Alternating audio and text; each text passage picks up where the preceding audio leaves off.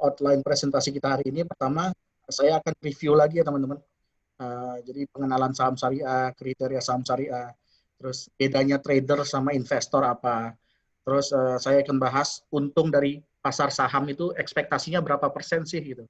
Kadang kalau kita nggak punya gambaran, atau kadang kita cuma dengar-dengar dari orang aja, itu kayak impian kita itu kayak terbang sampai ke langit, nggak ada batas gitu. Modal 10 juta pengen jadi triliuner dalam 1 tahun gitu, itu nggak mungkin. Jadi kita butuh yang namanya target ketika investasi. Nah, gimana strategi investasinya nanti saya jelasin. Kemudian kita akan detail bahas indikator fundamental saham. Jadi kita akan kenalan dengan istilah-istilah akuntansi ya teman-teman.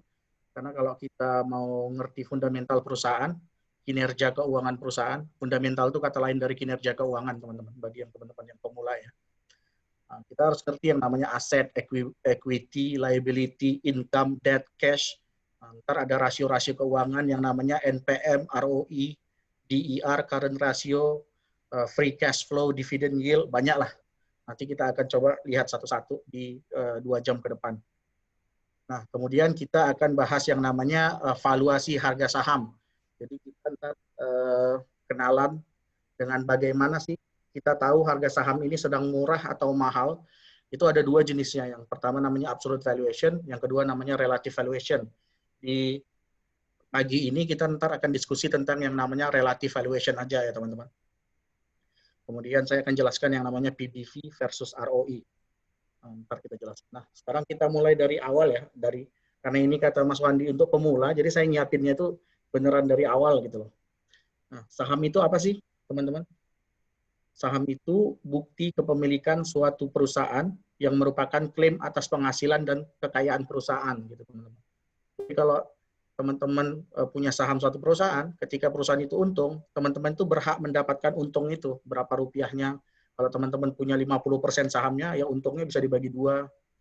Nah, tergantung. Jadi, kalau rugi juga ruginya bareng-bareng. Nah, jadi main saham itu atau investasi saham itu ada unsur keadilannya. Jadi kalau untung dibagi rata, sama-sama untung.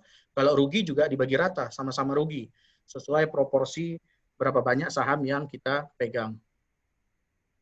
Nah, saya itu biasanya lebih enak kalau ngejelasin secara visual. Jadi ini saya kasih contoh ini ya. Contohnya misalnya ada Pak Arif nih. Dia ingin mulai usaha bakso. Namanya itu BCA ini, bakso Cak Arif gitu ya. Pengen buat satu gerobak itu dengan segala ininya beli bahan bakunya, beli piringnya, beli kualinya, segalanya lah. Itu butuh 100 juta itu, teman-teman. Nah, masalahnya Pak Arif ini punya uang cuma 50 juta. Kebayang nggak kira-kira gimana cara Pak Arif supaya dapetin 100 juta? Nah, secara ini, garis besar, itu biasanya cara dapetin modalnya itu ada 2, teman-teman ya. Yang pertama itu namanya ngutang, atau istilah kerennya orang finance itu nerbitin obligasi. Biasanya ciri-ciri obligasi ini bunganya jelas ya, misalnya 10% per tahun. Jadi mau usaha bakso Pak Arif rugi, mau untung, pokoknya dari uang yang dipinjamkan itu harus dibayar bunganya 10%. Nah, terus ciri-ciri obligasi ini biasanya kalau hutang lunas, pemberi hutang itu nggak ada hak lagi atas BCA. Jadi bukan obligasi itu bukan hak kepemilikan ya. Jadi kalau kita ngasih minjem hutang ke orang, bukan berarti aset itu punya kita gitu. Tapi kalau memang gagal bayar, bisa kita likuidasi nanti. Nah, tapi secara umum, kalau hutangnya dibayar, maka kita nggak punya hak milik lagi atau hak klaim lagi atas aset itu. Beda dengan penerbitan saham. Nah, kalau saham itu, kalau misalnya Pak Arif mau nerbitin saham, bisa diterbitin. Misalnya kayak usahanya itu dibagi menjadi 10 lembar saham. Masing-masing saham itu 10 juta. Terus Pak Arif kan punya 50 juta. Artinya Pak Arif sendiri udah bisa beli 5 lembar saham. Kemudian dia tinggal cari lagi tuh. Dia tinggal cari lagi 5 orang, dia cari lagi investor yang mau beli 5 lembar lagi, biar cukup kan jadi 100 juta. Nah, mungkin Wandi beli 1 lembar, saya beli 1 lembar, mungkin Nanang beli 3 lembar, jadi total terkumpul tuh 100 juta.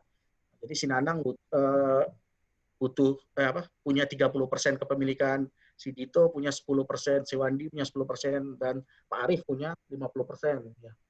Jadi itu yang dimaksud dengan saham. Jadi dibagi, dipecah kepemilikannya, kemudian dijual, teman-teman, untuk mengumpulkan modal sehingga usahanya bisa jalan, teman-teman. Nah, pertanyaan selanjutnya itu kapan suatu saham dikatakan saham syariah? Ini saya review aja, mungkin ada yang nggak ikut di sebelumnya. Jadi suatu saham dikatakan syariah itu ketika usahanya itu nggak ada mengandung perjudian atau tergolong judi, misalnya kayak kasino gitu-gitu deh, ya. Atau perdagangannya dilarang menurut syariah, atau tidak disertai penyerahan barang dan jasa, atau misalnya ada perusahaan jual emas online, itu kan banyak yang bilang itu haram, gitu, misalnya. Atau dengan penawaran perdagangan palsu. Gitu. Terus atau misalnya jasanya itu jasa ribawi, misalnya perusahaan berbasis bunga, atau perusahaan pembiayaan berbasis bunga, misalnya kayak Adira, yang kalau misalnya kita pengen kredit mobil, nah mereka bayarin, mereka ngambil bunga, nah itu nggak boleh. Terus ada juga yang jual beli mengandung ketidakpastian, goror, ya.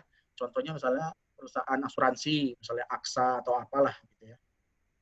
Nah, kemudian ada juga yang memproduksi, mendistribusikan barang-barang yang nggak halal, misalnya kayak apa ya? Saya lupa. DLTA. DLTA itu Delta Bintang, saya lupa, MLBI. Nah, itu salah satu perusahaan yang memproduksi bir, minuman keras ya, teman-teman. Nah, itu juga nggak boleh. Jadi terus atau melakukan transaksi suap, ada unsur suapnya gitu di dalamnya. Jadi perusahaan kotor lah, itu juga nggak boleh. Itu nggak tergolong syariah. Nah, siapa yang ngecek ini? Yang ngecek ini Dewan Syariah Nasional (MUI) bersama OJK, teman-teman ya. Nah, selain yang syarat-syarat jenis usaha tadi, ada juga rasio-rasio keuangannya. Contohnya misalnya total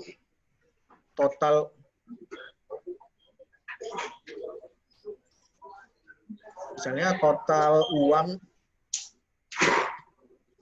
uang yang berbasis bunga itu dibanding total aset tidak lebih dari 45%.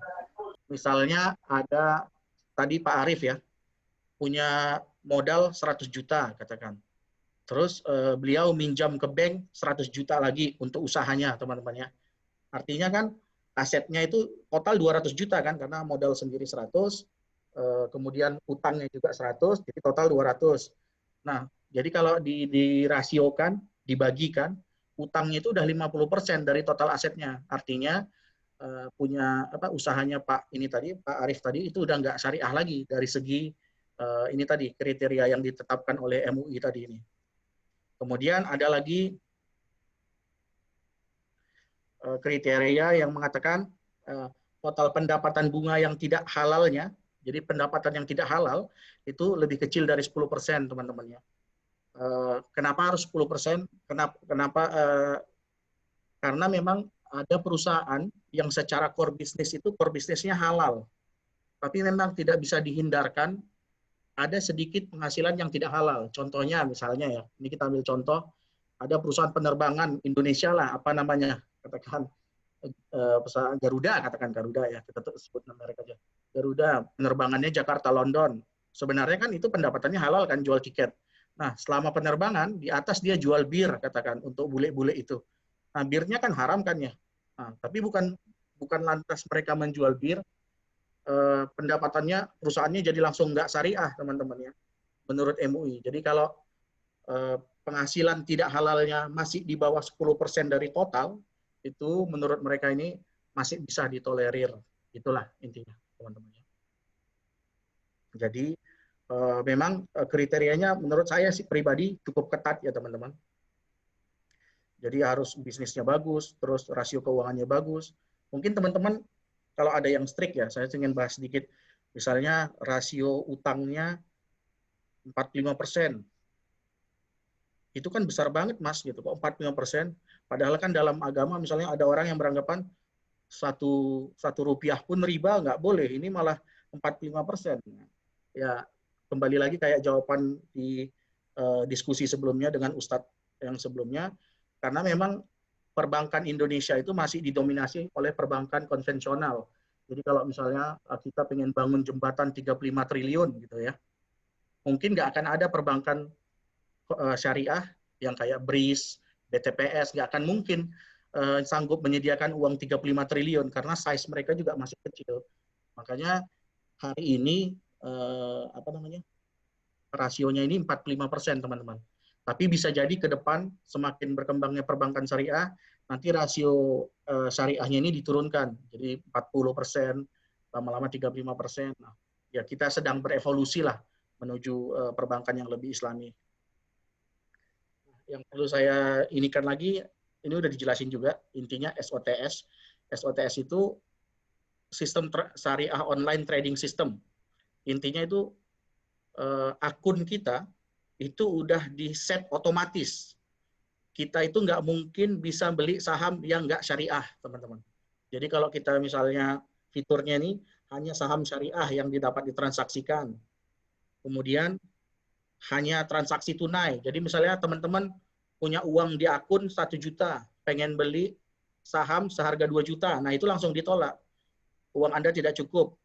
Transaksi Anda terindikasi riba. Nah, itu langsung ditolak, teman-teman. Terus ada juga menjual barang yang nggak dimilikinya. Ini namanya transaksi short selling kalau di saham ya, teman-teman. Nah, ini juga nggak boleh. Nah, ini tentang penulisan laporan keuangan juga ada rule-nya intinya, teman-teman ya.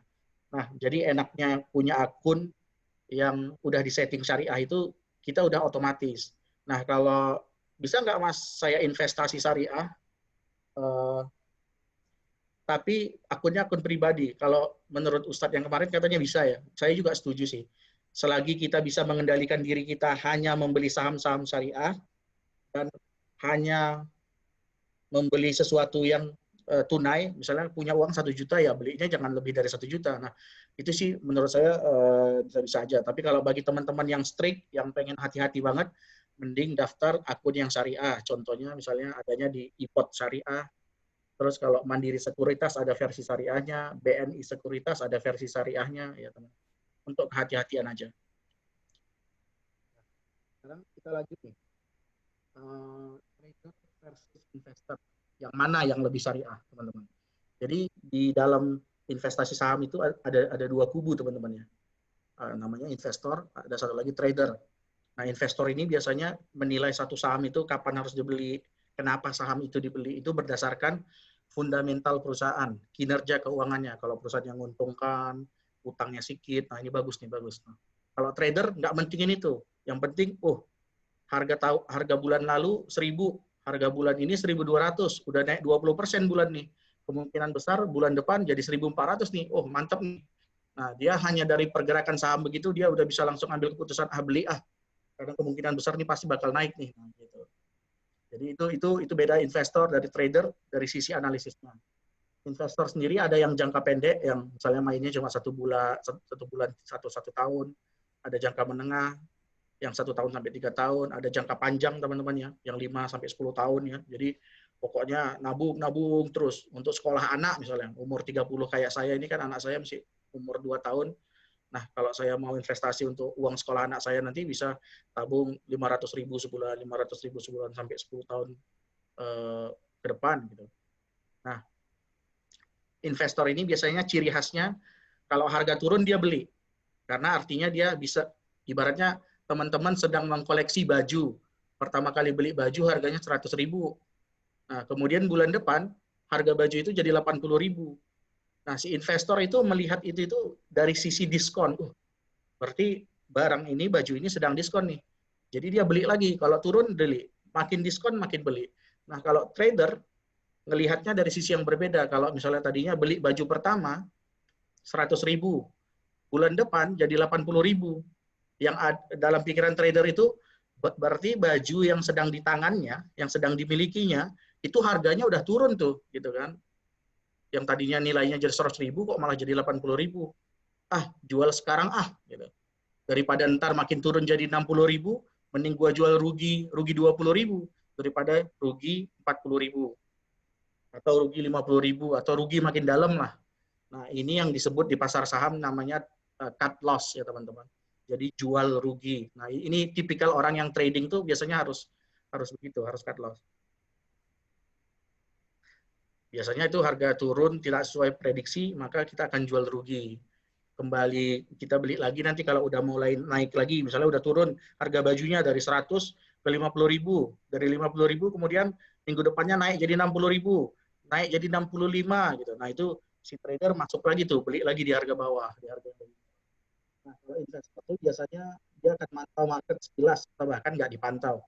Pokoknya tiap bulan gajian tabung 500.000, bulan depan tabung 500.000.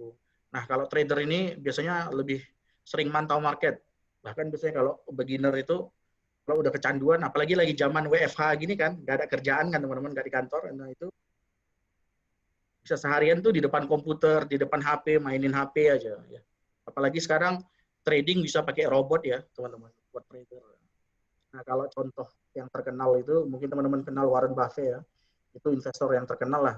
Jadi dia ini bisa menghasilkan return sekitar 20%-an setiap tahun, konsisten selama 50 tahun gitu. Jadi memang ini terkenal. Kalau yang ini salah satu trader terkenal, Jesse Livermore. Tapi zaman-zaman sekarang yang terkenal Warren Buffett ini, yang hype-nya sebesar Warren Buffett ini, trader saya rasa nggak ada ya teman-teman. Karena memang trader ini biasanya uang yang dikelolanya jauh lebih kecil daripada investor. Kalau investor ini mungkin ratusan triliun, atau dia bisa kelola. Kalau trader ini biasanya yang ditradingkan itu ya 100 miliar ke bawah, jadi nggak akan mungkin seterkenal Warren Buffett lah. Nah, sekarang kita diskusi tentang untung. Kira-kira ini berapa sih ekspektasi teman-teman untung di market? Bisa ditulis di chat nggak? Saya pengen tahu ekspektasi teman-teman. Kira-kira kalau investasi di saham itu untungnya berapa persen? Berapa persen? Kalau investasi itu ya teman-teman, apalagi yang baru pemula ya, itu kalau ruginya 10% atau tidak rugi atau nol, balik modal aja, itu udah sama dengan untung teman-teman. Jadi kalau investasi itu memang di awal dia lambat. Karena ketika kita beli, bisa jadi bulan depan harga beli kita itu turun lagi. Apa namanya? Harga saham yang kita beli turun. Jadi biasanya di fase awal, fase akumulasi awal, itu wajar kalau misalnya uang 100 juta kita, 100 juta kita yang kita investasikan, tiba-tiba nyusut jadi 90 itu masih wajar lah teman-teman. Jangan langsung panik, komen sana sini, oh saham gini-gini, ternyata jangan. Nah, karena memang itu hal yang wajar lah. Kalau misalnya taruh 100 juta, terus tiba-tiba naik langsung jadi 110 juta, contohnya misalnya kalau teman-teman baru selesai akunnya di bulan Maret ini teman-teman ya, Maret 2020 ini, itu kan pasar crash itu, turun dalam. Terus tiba-tiba teman-teman baru selesai ini akunnya, terus mau mulai investasi, masukin uang, nah itu gampang banget karena pada Maret itu pasar itu berbalik dari yang tadinya dalam jatuhnya, kemudian ini naiknya tinggi, cepat gitu loh. Jadi mau milih saham apa aja itu pasti untung lah gitu. Nah itu tuh kayak nyebutnya itu beginner's luck gitu loh. Jadi keberuntungan beginner gitu. Karena timingnya itu pas banget. Dia selesai, dia masuk, memang pasar lagi naik. Nah tapi nggak semua orang seberuntung itu kan. Nah, biasanya kadang pasar lagi sideways ketika akun kita selesai, atau pasar lagi downtrend ya, downtrend itu artinya lagi turun. Nah jadi untuk 1 tahun pertama, untuk nggak rugi aja itu udah syukur kalau investasi. Nah baru nanti 1 tahun ke 2 tahun itu targetnya itu kita bisa mengalahkan deposito, deposito gitu atau obligasi. Jadi kalau kita depositokan uang di bank itu untungnya mungkin 4% per tahun bunganya ya. Atau kalau obligasi sekitar 7 atau 8%. Nah, target kita investasi itu minimal kita di range seperti itulah. Bisa mengalahkan deposito atau obligasi. Nah, setelah 2 tahun ke atas itu, kita bisa untung konsisten itu 20%. Nah, itu target kita. Jadi teman-teman tuh jangan terlalu takut banget kalau misalnya udah sebulan, tapi harga sahamku itu mesti naiknya 1%. Ya jangan takut, karena memang targetnya itu cuma 20% per tahun. Kalau 20% per tahun, kita bisa lakukan konsisten selama 30 tahun, itu udah uangnya udah miliaran teman-teman. Jadi kita sebenarnya harus yang penting tahu target aja teman-teman. Nah beda dengan trading. Nah, kalau trading itu sama 1 tahun pertama itu intinya nggak rugi aja. Kalau nggak rugi itu berarti bagus deh. Nah untuk 1 tahun sampai 2 tahun tuh kita bisa ngalahkan deposito. Nah yang beda ini 2 tahun ke atas. Kalau yang belajarnya ini apa namanya, belajarnya males-malesan, terus ketika udah belajar kadang kita itu suka nggak nerapin ilmunya. Jadi kita udah tahu teorinya nih. semua A sampai Z udah tahu. Tapi ketika di pasar, untung 2%, kita jual. Untung 2%, dalam satu hari dijual. Tapi ketika ruginya minus 5%, ntar juga bakal naik lagi nih. Sabarlah, padahal udah minus 5%, teman-teman. Ternyata minus 5%-nya jadi minus 10%, jadi minus 15%. Nah, ini biasanya gejala trader pemula ya, teman-teman ya. Nah, ini Oh, biasanya untungnya ya. ini bedanya berdasarkan pengetahuan berarti ya. Kalau Ya, Mas. investasi dan trading. Oh. Nah, kalau lebih bagus lagi, targetnya itu biasanya di 20-30%. Nah, ada lagi yang bila ada yang pernah nyampe itu 30-40%. Ini saya nyebutnya ini super trader. Jadi biasanya memang yang beberapa orang kan memang gifted ya. Jadi pasar mau anjlok gimana pun, kadang psikologisnya bagus, dia nggak tegang gitu ya, teman-teman. Ada orang yang pasar turun dikit dia jual karena takut rugi, padahal untungnya masih 3%. Jadi banyak faktor yang mempengaruhi untung kita di akhir ya, teman-teman. Nah, ada lagi kalau teman-teman sering di forum itu ada yang untungnya kadang sampai 40 sampai 100%. Nah, ini saya nyebutnya level dewa ya, teman-teman. Nah, mungkin bisa tapi nggak secara konsisten. Mungkin kalau lagi tahun krisis gini, terus coronanya sembuh, dapetin 40%, mungkin 40% ke atas bisa. Tapi kalau nanti pasarnya sideways atau stagnan, kayak misalnya di 5% gitu ya, nggak naik-naik sahamnya, nah itu nggak mungkin kayaknya dapat 100% ini, teman-teman. Tapi beberapa orang ada yang ngaku bisa untung sampai 80% gitu ya. Mungkin tradingnya pakai robot atau gimana. Nah, strategi investasinya gimana, teman-teman? Strategi investasinya itu saya bisa bagi jadi 3, teman-teman ya. 3 bagian besar. Yang pertama itu namanya risk management, risk atau money management. Intinya itu jangan belikan semua uang itu ke dalam satu perusahaan, teman-teman. Ini saya hitamin di sini kalau teman-teman lihat ya. Ini saya hitamin di sini supaya teman-teman ini bisa ngasih perhatian. Ini investasi ya. Kalau teman-teman trading mungkin strateginya beda lagi. Nah, kalau investasi itu caranya gini. Intinya pertama nggak boleh misalnya punya uang 100 juta langsung dibelikan hanya ke satu saham, itu nggak boleh. Bisa-bisa nanti saham yang dibelikan itu perusahaannya itu bangkrut misalnya ya, teman-teman. Nah, itu bisa jadi uangnya hilang gitu ya. Atau misalnya kalau bagi yang udah main beberapa bulan, kejadian terakhir itu Tele ya, teman-teman ya. Tele itu perusahaan ini anak perusahaannya Telkom kalau nggak salah.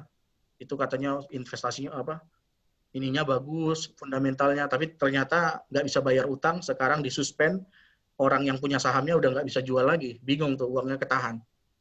Karena telenya nggak bisa bayar utang, padahal katanya fundamentalnya bagus. Nah, yang kedua, pilih perusahaan yang fundamentalnya bagus, teman-teman ya. Jadi kalau mau investasi ya, jangan sembarang investasi, jangan ikut-ikutan teman.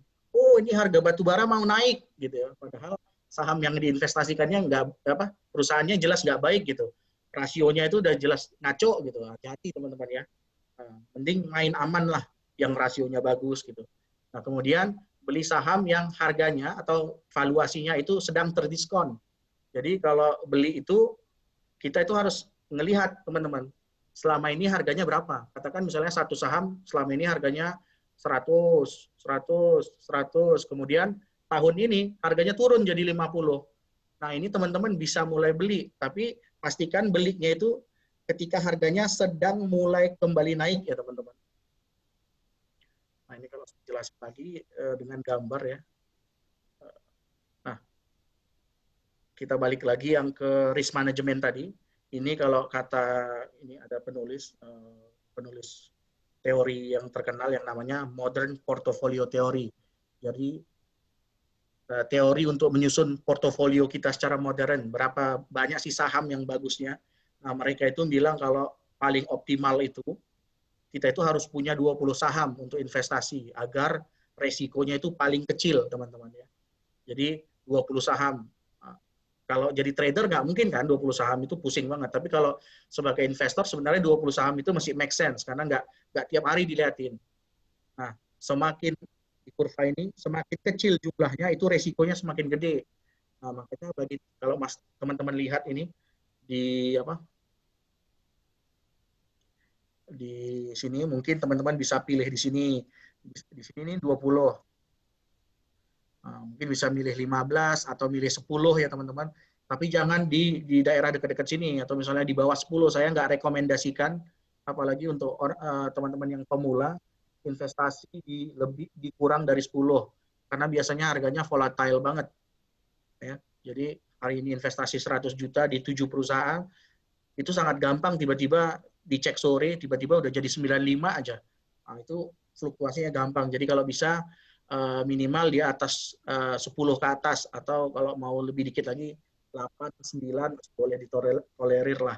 Tapi kalau misalnya uangnya 100 juta, investasinya cuma di 3 saham, saya rasa itu bukan ini. Dan memang maksudnya studi dari modern portfolio teori ini menyatakan juga begitu ya. Jangan terlalu sedikit. Yang optimal itu bahkan kata mereka 20, teman-teman.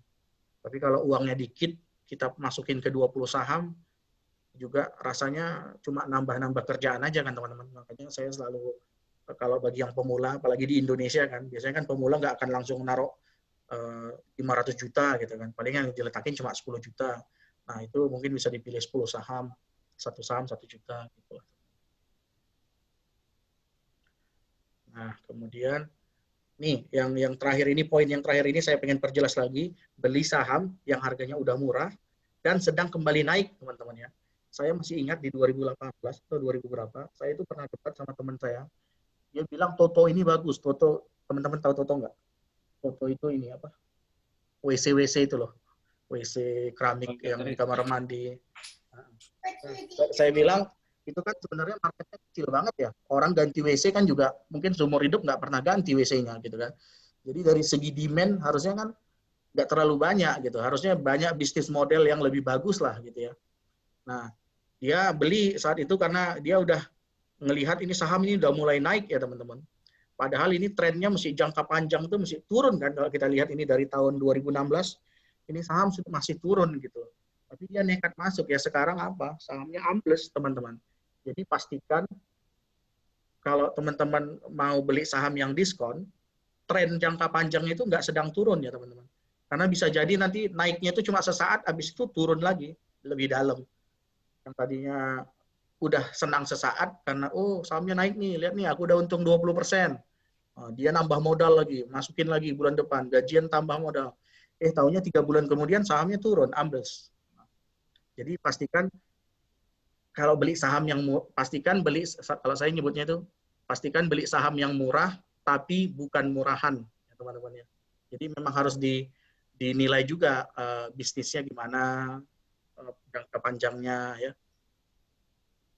Jadi kalau tanpa real action, mereka ngasih jelas ambil dana dari uang net income-nya dikasih ke itu, nah itu mungkin baru dikeluarin mungkin bisa. Tapi kalau cuma kayak posting, kami support gitu, mungkin nggak akan dikeluarin kayaknya. Oke. Sekarang kita lanjut ya teman-teman. Nah, yang mau kita bahas berikutnya itu indikator fundamental saham teman-teman. Nah ini bagi teman-teman yang pemula aja. Suara saya jelas kan ya? Oke. Ya, jelas Bang, jelas. Jelas Bang, terus. Ya, lanjut. Nah, jadi ada 3, secara garis besar itu ada 3 yang harus kita ngerti ya teman-teman. Ada namanya aset, ada namanya ekuitas, ada namanya liability. Kalau aset itu semuanya, semua resources yang dimiliki perusahaan untuk menciptakan laba teman-teman. Jadi pokoknya semua jenis resources yang bisa digunakan perusahaan untuk menciptakan laba di masa depan gitu ya teman-teman. Nah, aset itu biasanya komposisinya itu ada 2 teman-teman. Bisa modal sendiri dari yang punya perusahaan atau ekuitas. Yang kedua namanya liabilities, bisa utang ya teman-teman, utang dengan ke bank misalnya gitu ya teman-teman. Nah, jadi kalau ini bahasa Inggrisnya aja doang nih. Equity, intinya shareholder equity, owner's equity, which represent the amount of money. Intinya uang yang dimiliki si pemilik modalnya lah, intinya yang benar-benar dimiliki modalnya. Nah, sedangkan ini liabilities ya seperti saya bilang tadi, sesuatu yang perusahaan itu hutangnya ya, bisa dalam bentuk hutang ke bank, bisa dalam bentuk kewajiban membayar gaji ke karyawannya, nah itu nyebutnya liabilities, teman-teman. Jadi secara matematika itu rumusnya itu aset itu jumlah dari ekuitas sama liabilitas ya teman-teman. Ini refreshing aja lah biar nanti. Nah jadi kalau kita balik lagi ya teman-teman ke kasus bakso Cak Arif tadi ya teman-teman ya. Nah Pak Cak Arif ini bakso Cak Arif ini dia tadi nerbitin saham ya 10 lembar dan masing-masingnya 10 juta. Kemudian cari investor yang mau beli itu yang mau beli 5 lembar saham agar usahanya bisa dibuka kan ya. Wandi beli 1, Dito beli 1, Nanang beli 3 ya. Nah, kalau dari sisi ini dari sisi asetnya ini nanti 100 juta teman-teman ya. Nah, karena kan bisa ngumpulin uang 100 juta dan uang ini akan digunakan untuk mencetak profit di depannya. Ekuitasnya juga 100 juta karena semua uang itu dari investor gitu ya, shareholder equity gitu. Memang dari shareholdernya gitu. Nggak ada yang minjem ke bank. Nah, di kasus ini liabilities-nya 0, teman-teman ya. Nah, sekarang di kasus kedua, Bakso Cak Arif ini pengen ekspansi usaha, teman-teman. Menjadi 2 gerobak. Dengan cara hutang ke bank. Daripada dipecah lagi sahamnya, mending kita utang aja yuk. Kata Pak Arif ke saya, ke Wandi, ke Mas Nanang gitu ya. Ayo gitu ya. Jadi akhirnya minjem hutang ke bank. Jadi sekarang ada hutang, ada ini hutang banknya ya teman-teman. Ada porsi hutang banknya. Nah, ya. Nah kalau dari yang ini, kalau kita analisis, ini artinya asetnya sekarang, ini salah ini teman-teman ya. Asetnya harusnya 200 juta ya teman-teman. Asetnya 200 juta karena ada ekuitasnya 100 juta, kemudian ada liabilities-nya yang minjam ke bank juga 100 juta. Jadi kalau ditotalkan aset itu kan jumlah ekuitas tambah liabilities itu 200 jadinya harusnya teman-teman. Nah, mungkin supaya ngerti konsepnya aja lah. Ini dasar banget kok, harus gampang dimengerti. Oke. Nah, kemudian ada lagi yang namanya revenue. Revenue itu uang yang diperoleh dari hasil penjualan bakso. Berapa total jumlah uang. Jadi ketika dia jual bakso kan orang bayar tuh. Nah, dikumpulin tuh jumlah uang yang dibayarkan itu berapa. Jadi setiap harinya, terus 1 tahun berapa. Nah, kemudian bisa dihitung tuh net income-nya. Net income itu apa? Net income itu untung bersih. Itu uang revenue tadi setelah dipotong beban produksi, kan butuh beli bakso, butuh beli tepung, butuh beli segalanya, bayar pajak juga, dan segalanya lah. Nah, baru nanti dapatlah keuntungan bersihnya net income. Itu disebutnya net income ya teman-teman. Kemudian ada hutang ya, ada hutang. Hutang itu di sini definisinya itu hutang berbunga lah pasti. Nah, ini harus dibedakan dengan liabilities, karena liabilities itu ada 2 teman-teman ya. Liabilities itu ada yang hutang berbunga, yang ke bank tadi, ada yang cuma kewajiban bayar, jadi dia nggak ada bunganya, kayak gaji pegawai gitu ya. Nah, terus hutang berbunga ini juga ada 2 jenis teman-teman ya. Ada hutang jangka pendek, ada juga hutang jangka panjang. Hutang jangka pendek itu hutang yang harus dibayar dalam 1 tahun ke depan. Nah, hutang jangka panjang itu hutang yang setelah 1 tahun ke depan lah. Nah, ada juga yang namanya current asset. Kalau teman-teman ini, current asset itu aset lancar. Aset lancar itu artinya uang cash yang sedang dimiliki, yang ada di tangan Pak Arif, plus aset yang bisa dicairkan cepat kalau dibutuhkan. Misalnya Pak Arif punya tepung. Tepung ini kan bisa diolah jadi bakso, kemudian dijual, atau bahkan bisa dijual balik dalam bentuk tepung gitu kan ya. Dan usahanya masih tetap jalan gitu loh. Nah, jadi ini disebut aset lancar ya teman-teman. Aset yang bisa dicairkan dalam waktu cepat, biasanya dalam waktu 1 tahun ke depan gitu teman-teman. Cash itu jumlah uang cash yang tersedia gitu loh. Nah, nanti saya jelasin kenapa hal-hal ini penting. Nah, setelah Bakso Cak Arif ekspansi, setahun setelahnya Pak Arif dan teman-teman melakukan pembukuan nih teman-teman. Misalnya dari pembukuannya, kita bisa melakukan penjualan 150 juta. Jadi revenue-nya 150 juta, teman-teman. Kemudian setelah dikurangin beban bahan baku, pajak, dan lain-lain, dapat net income 100 juta. Kemudian dia ngecek, cash di tangan ada berapa? Ternyata cashnya 50 juta. Dan setelah dihitung-hitung, oh aset lancarnya ada 50 juta, teman-teman. Nah, di kasus ini kita bisa mendefinisikan banyak jenis rasio, teman-teman ya. Rasio ini rasio yang bisa kita nilai lah untuk menilai yang bisa kita hitung untuk menilai suatu perusahaan itu bagus atau enggak.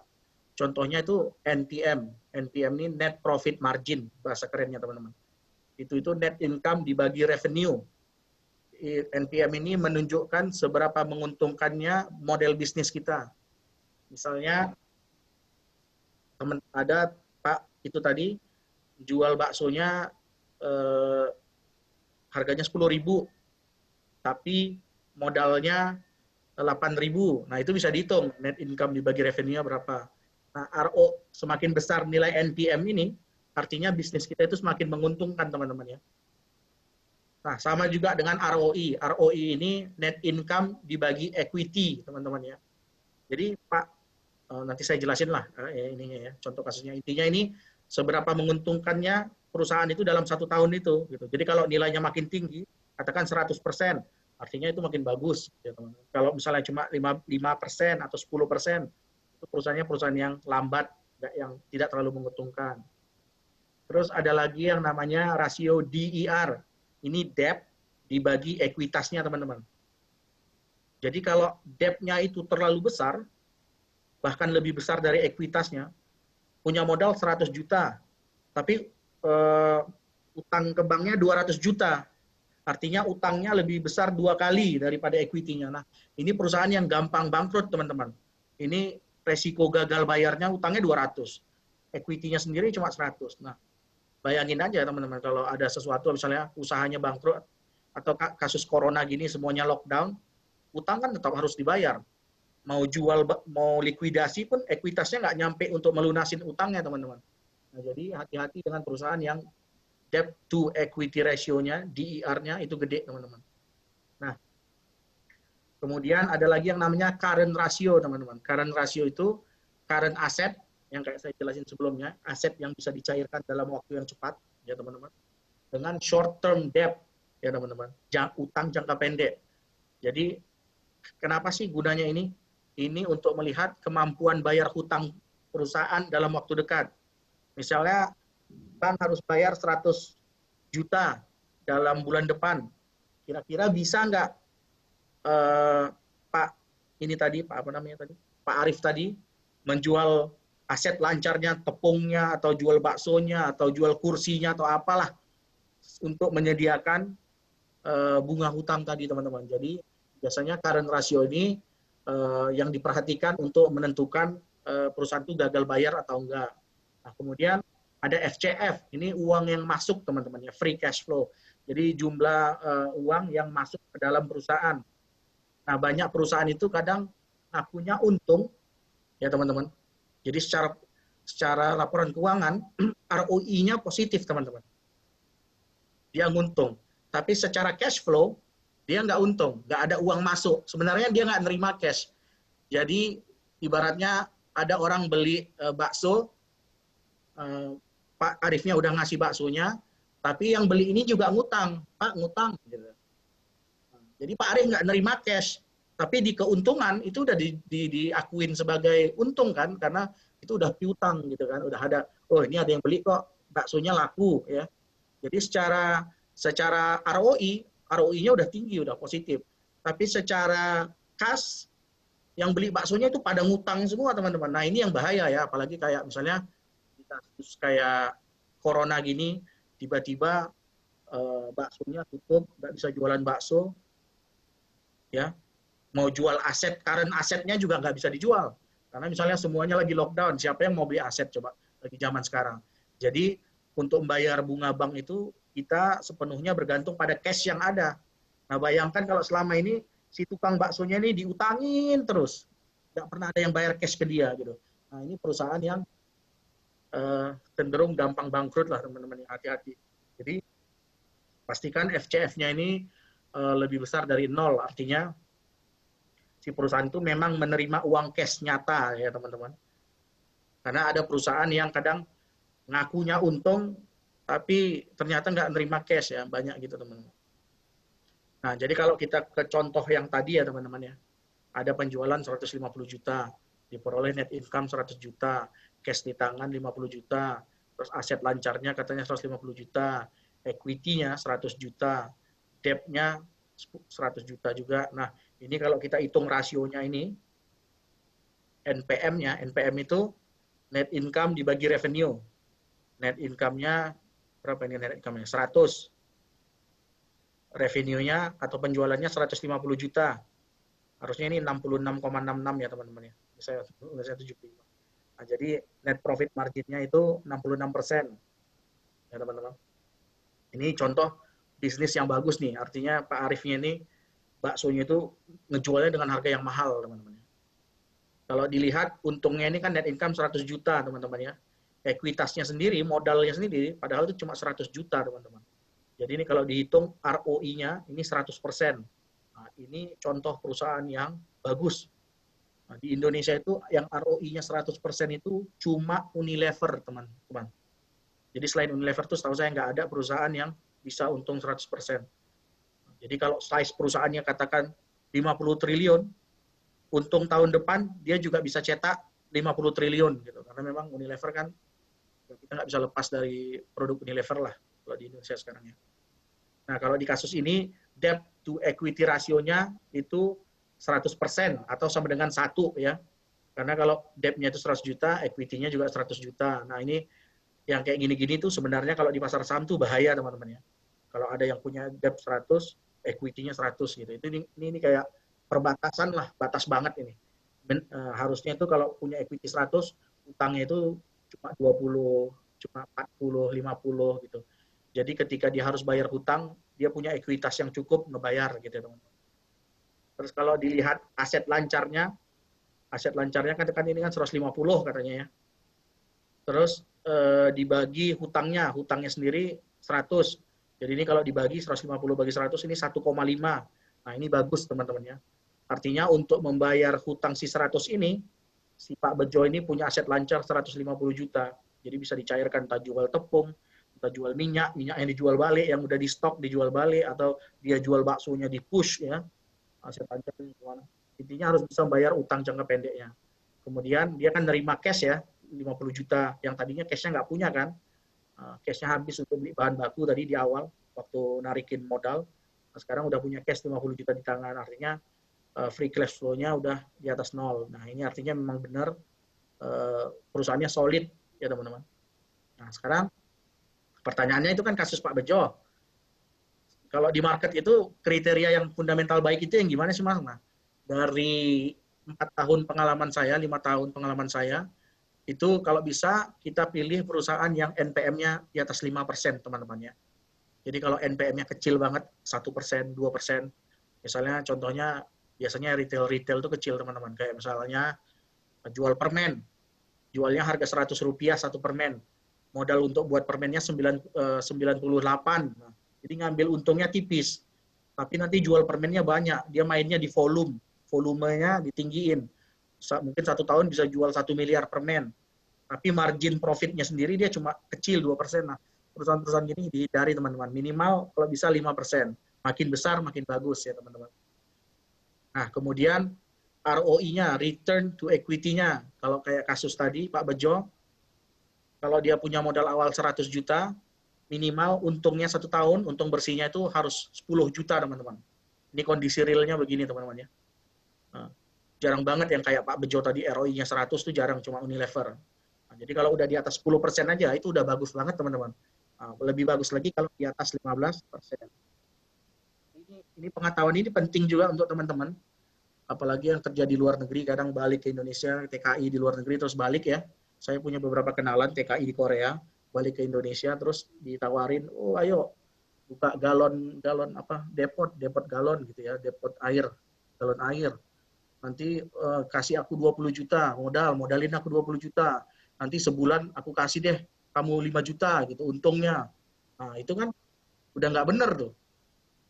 Modal 20 juta, sebulan dikasih balik 5 juta, dikali 12 bulan udah 60 juta. Padahal modal sendiri 20 juta, artinya ROI-nya itu 300% teman-teman. Jadi teman-teman itu punya sense. Jadi kalau ada orang yang Kadang orang kan sering suka jual manis saja ya. Terus abis itu uang kita hilang, dilarikan ya, usahanya rugi ya. Saya yakin banyak teman-teman sini juga pengalaman lah. Nah, jadi kita ini punya sense kalau ada orang yang menjanjikan untung terlalu banyak, itu hati-hati gitu loh. Perusahaan sekelas Unilever aja maksimum 100%. Nah, sekelas Indomie itu paling 25%. Itu, jadi kita harus hati-hati. Terus tadi saya bilang, rasio ketiga DER, debt to equity ratio di bawah 1. Nah, kalau pas 1 itu oke teman-teman ya. Oke lah, masih bisa ditolerir. Misalnya teman-teman harganya perusahaan lagi naik nih, tapi DER-nya 1 pas gitu. Wah ini pas banget nih, kenapa nggak kecil gitu ya. Tapi harganya lagi naik, boleh nggak ini dibeli? Boleh nggak dibeli? Nah, kalau teman-teman yakin, itu masih bisa lah dibeli. Tapi kalau perusahaan yang ngasal gitu ya teman-teman nggak ngerti, terus tiba-tiba ada yang bilang, oh ada yang pom-pom, perusahaannya akan naik gitu. Ini hati-hati teman-teman kalau udah DER-nya 1. Yang bagus itu biasanya yang di bawah 0,5 teman-teman. Artinya memang utangnya jauh lebih kecil daripada equity-nya. Terus kemudian current ratio yang bagus itu biasanya 1,5 teman-teman ya. Jadi jumlah aset lancarnya harus lebih banyak 1,5 kali daripada kewajiban utang jangka pendeknya teman-teman. Jadi kalau ada krisis seperti sekarang pun mereka tetap bisa membayar. Ya. Terus ya, seperti saya bilang tadi, free cash flow-nya harus di atas 0 ya. Artinya memang menerima cash. Nah sekarang saya bertanya, bagaimana kinerja bakso Cak Arif, teman-teman? Yang tadi kan udah kita hitung kan ya, 75%, ROI 100, DER 100. Nah ini bakso Cak Arif ini lumayan gede ya teman-teman ya. Karena memang NPM-nya 75%, padahal tadi standarnya saya bilang di atas 5. ROI-nya 100%, padahal saya tadi bilang rekomendasikan di atas 15%. DER-nya 1, jadi ini pasti perbatasan. Current ratio-nya 1,5, jadi ini kalau Pak Arif nawarin sahamnya ke teman-teman, ini harus wajib beli lah menurut saya. Karena FCF-nya benar positif ya. Nah sekarang saya pengen ngeliatin gimana cara nge-screening saham ini teman-teman ya. Yang ada NPM-nya, ROI-nya ya teman-teman. Nah, halo? Ada pertanyaan sampai sini teman-teman? Saya lanjut tuh. Ya. Siap. Bentar ini. Loadingnya agak lama teman-teman. Jadi bagi teman-teman yang mau ini, ada yang dari ada laptop nggak? Yang online dari laptop. Nah, fundamental tadi itu bisa dibuka di ipodgo.com ya teman-teman. Terus di sini ada fitur umum kalau nggak salah saya. Terus kemudian ada, oh nggak ada screener sahamnya di sini kayaknya. Di saham ini, ada yang ngikutin saya nggak teman-teman? Di stock screener. Nah ini kita bisa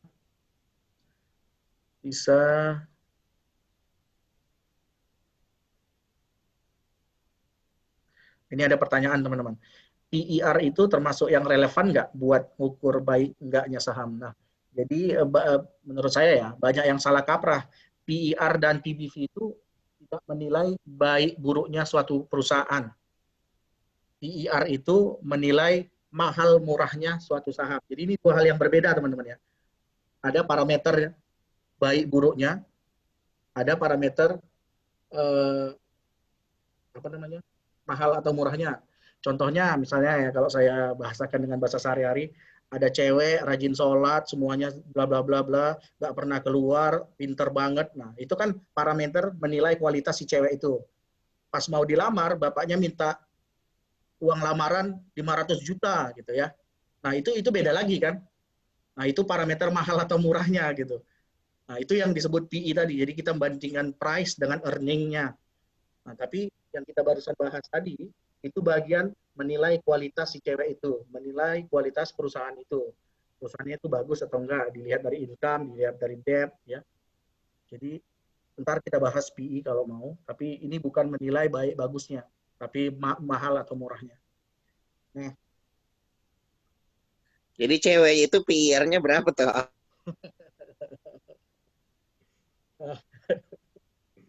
kalau ini di sini bisa dilihat teman-teman ya, ROI-nya kita mau yang lebih besar dari 10%. Ya. Atau kalau mau yang lebih strict lagi, tadi kan kita bilang, oh 15%. Di sini salahnya nggak ada net profit ya. Net profit marginnya nggak ada teman-teman. Ini dia adanya net profit.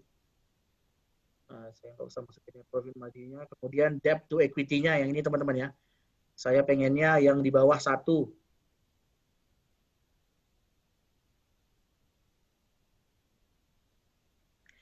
Ya, kemudian teman-teman di sini yang di import ini nggak lengkap ya teman-teman, tapi kita coba lihat aja.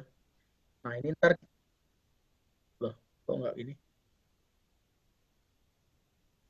Artinya nggak ada teman-teman. Masa nih? Nah ini keluar deh. Tadi belum loading. Ternyata ada 68 saham yang rasio ROI-nya sesuai dengan kriteria kita tadi teman-teman. Nah, contohnya ini S Hardware. Ini biasanya saham-saham yang kita kenal-kenal. Ya, S Hardware. Terus mana lagi ya? Cleo. Ini CK, ini Wilmar. Ya, banyak nih teman-teman ada. Kalau mau dilihat semuanya. Ini ada Duck bagi mungkin yang sering makan di restoran Duck King. Nah, ini Duck. Ini ada Goodyear ya. Good itu Goodyear bukan sih? Bukan ya? Terus ada Lipo Cikarang, Mayora, ini Bukit Asam. Jadi memang saham-saham itu terkenal ya karena memang mungkin KLBF nih, fundamentalnya bagus gitu. KLBF ya. Atau kalau mau dari Stockbit, dari Stockbit mana ya? Sini kali ya.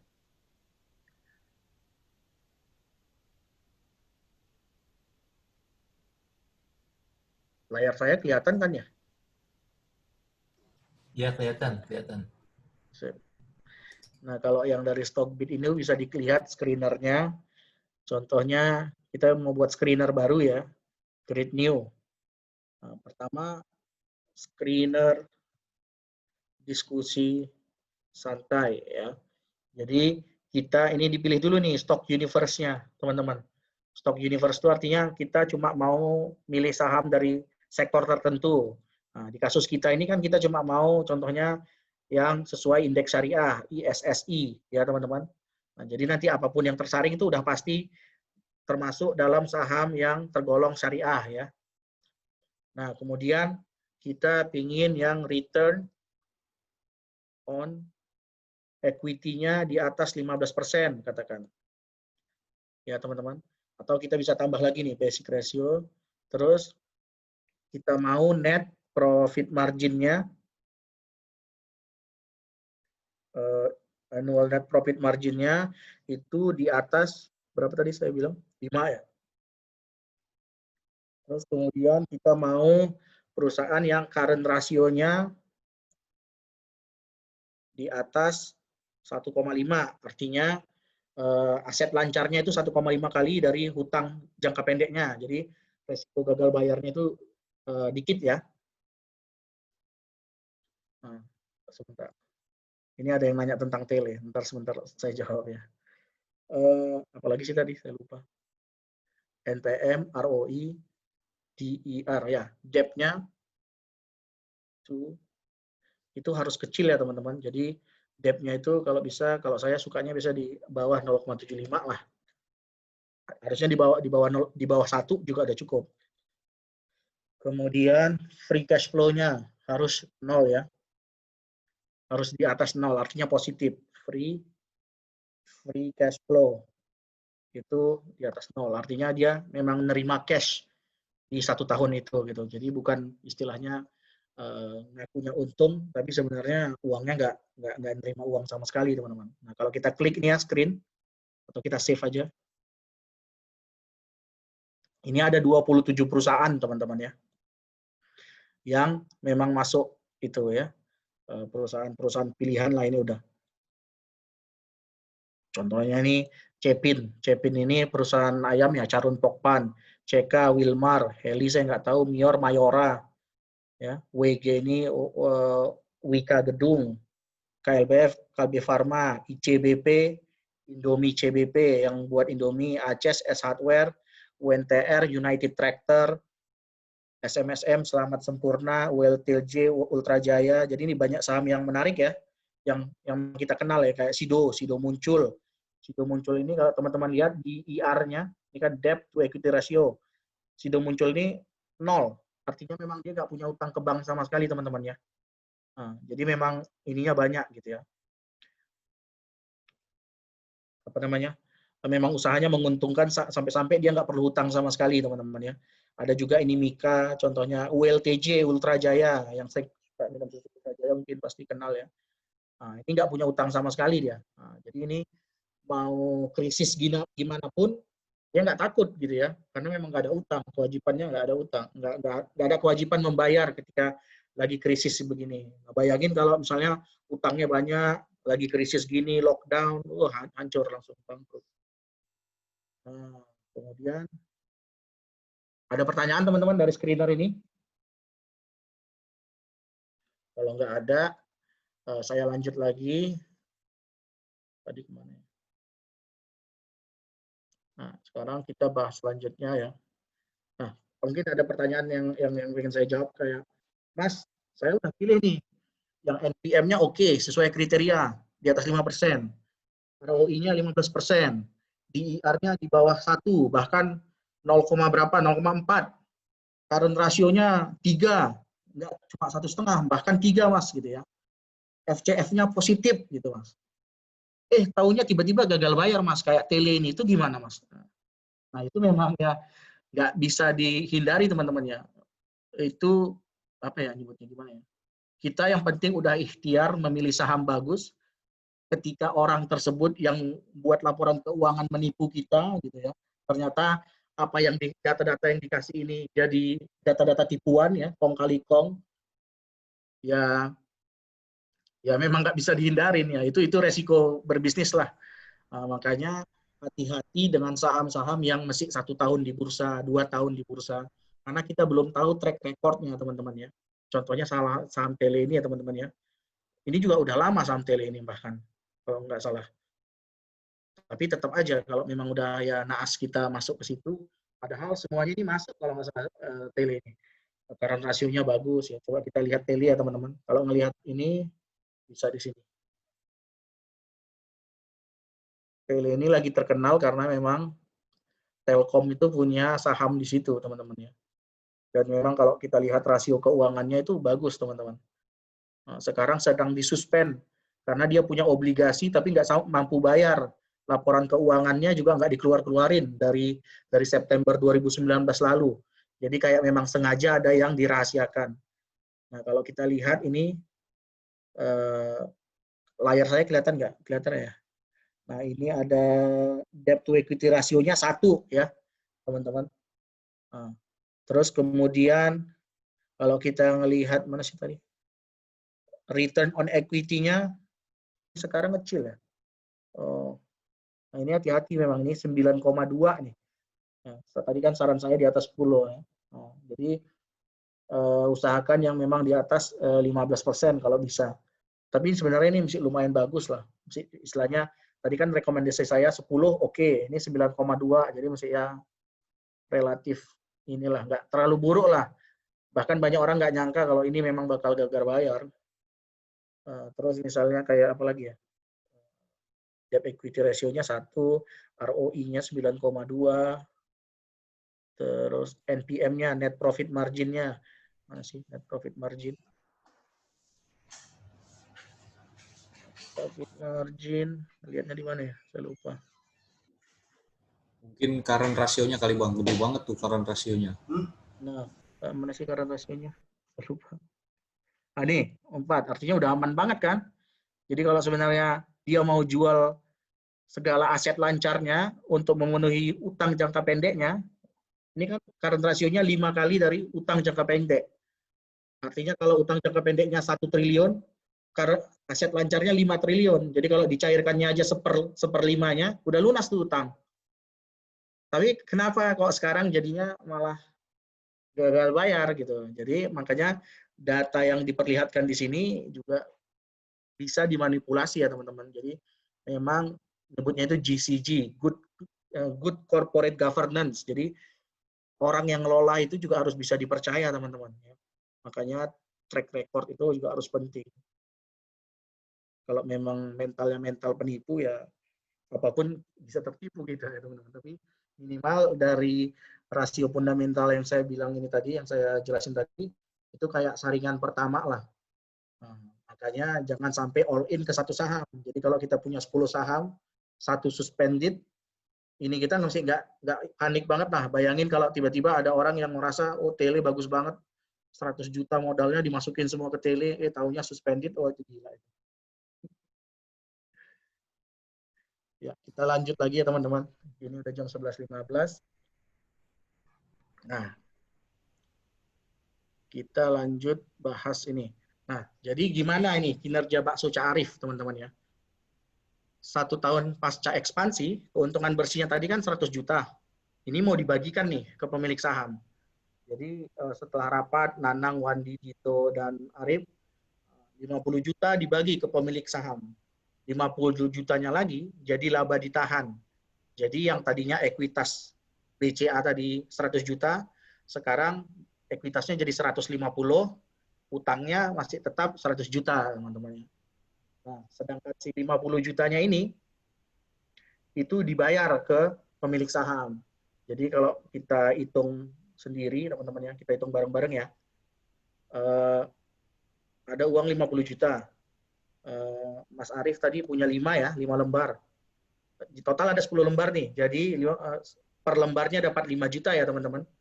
Mas Arief karena punya 5 lembar dapat 25 juta. Wandi dapat 5 juta. Dito dapat 5 juta. Nanang dapat 5 juta. Nah, ngerti kan ya, teman-teman? Maksudnya gimana? Jadi untung tadi dibagikan ke pemilik saham sesuai dengan jumlah lembar sahamnya. Nah, contohnya pada kasus Dito, tadi dia beli dengan harga 10 juta tuh satu lembar. Sekarang dia dapat dari dividennya 5 juta. Nah, ini ada parameter yang namanya dividend yield. Dividend yield itu harga saham,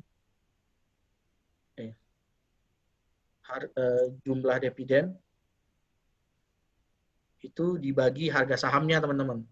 Jadi di kasus si Dito ini, tadi dia belinya kan 10 juta tuh. Sekarang dapat dividen 5 juta. Artinya dividennya itu 50%. Nah, di pasar saham, ini kan di kasus Pak BCA. Di pasar saham, normalnya dividen yield itu sekitar perusahaan yang bagus ya, itu sekitar antara 3-10%, teman-teman ya. Nah, jadi kalau udah ada dividen yield ya 3%, nah itu perusahaan yang bagus. Contohnya misalnya kalau kita mau ini ya, kita mau balik lagi ke Stockbit tadi, screenernya, create new, kita mau yang sesuai dengan indeks syariah, kemudian kita mau cari yang dividend yield itu lebih besar dari 3%. Nah, ini banyak nih perusahaan, kayak Unilever 3% ya, ada yang bahkan Wika 4% ya, kalau Wika, terus apa lagi? Kalau selanjutnya lagi next, ini banyak lebih ini lagi. Yang terakhir itu yang paling hit itu PTBA 15%-an kalau nggak salah saya. Nah, jadi pastikan teman-teman jadi selain mendapatkan capital gain, harganya yang naik, kita juga bakal dapat dividen dari perusahaan. Nah, bagus tidaknya perusahaan itu bisa dilihat juga dari dividen yield-nya. Jadi semakin besar dividen yield, semakin bagus. Ada perusahaan yang kadang nggak mau bayar investor, nggak mau ngasih dividen. Nah, itu biasanya cenderung orang bilangnya kalau para eksekutor di lapangan atau CEO, eksekutif perusahaan itu nggak peduli sama shareholder-nya. Biasanya kalau GCG yang perusahaan yang bagus itu, walaupun kecil, minimal dia kasih dividen, walaupun cuma 1% dari harga sahamnya ya teman-teman, sebagai bentuk apresiasi kepada investor. Nah, kemudian saya udah ngomongin, ya ini tadi saya udah siapin sih, tool screener saham, terus indikatornya kan udah. Terus ini apakah dengan indikator ini sudah aman? Ya, tidak semudah itu, Bambang, gitu ya. Karena memang kalau ada yang berniat nipu ya bisa aja sih ya, manipulasi laporan keuangan. Ya, kayak misalnya ada pertama kasus Garuda yang katanya udah untung 2,7 triliun, ternyata dianulir. Itu kan pasti banyak investor-investor yang terjebak kan ya. Ngiranya, oh Garuda udah bagus nih sekarang, nah, masukin, tahunya dianulir. Atau kasusnya Tele ini bahkan disuspend sampai sekarang ya. Makanya selalu jangan pernah milih satu saham ya. Kalau bisa 10 kalau untuk investasi. Kalau trading mungkin kalau 10 kebanyakan ya, 3 atau 4 udah cukup lah. Nah, sekarang kita lanjut lagi ke kasusnya Pak ini. Kita sekarang lanjut ke topik berikutnya yang namanya valuasi ya teman-teman. Kalau tadi kan menentukan kapan satu perusahaan itu bagus atau enggak. Atau kapan kualitas satu cewek tadi itu bagus atau enggak, kalau saya tadi kan contohkannya. Nah sekarang kita mau lihat ini harganya murah atau mahal gitu ya. Jadi yang biasanya dilakukan orang ini kita lihat dulu ya ilustrasinya. Jadi paksa pulang ke Indonesia, ia ingin menjual sahamnya yang satu lembar lagi dengan pihak lain, teman-teman ya. Saham yang awalnya dibeli dengan harga 10 juta per lembar, ini nilai bukunya kan bukan 10 lagi. Karena udah jadi 15 juta kan, karena ekuitasnya kan tadinya 100. Untung ditahannya 50 juta, makanya ekuitasnya jadi 150 juta. Nah, karena ada 50 juta laba ditahan. Itu nyebutnya itu nilai buku ya teman-teman. Jadi nilai yang berdasarkan ekuitas itu nilai buku. Jadi yang tadinya 10 juta per lembar sekarang udah jadi 15 juta. Tapi karena Dito tahu bahwa BCA ini menguntungkan, maka dia tidak jual sahamnya di harga 15 karena udah bagus kok saham. Jual harga 15. Nah, melainkan tak tawarin dulu lah di pasar dengan harga 30 juta ya, teman-teman. Nah, cari-cari ini ketemulah dia pembeli yang namanya Happy katakan ya. Dengan harga 30 juta deal.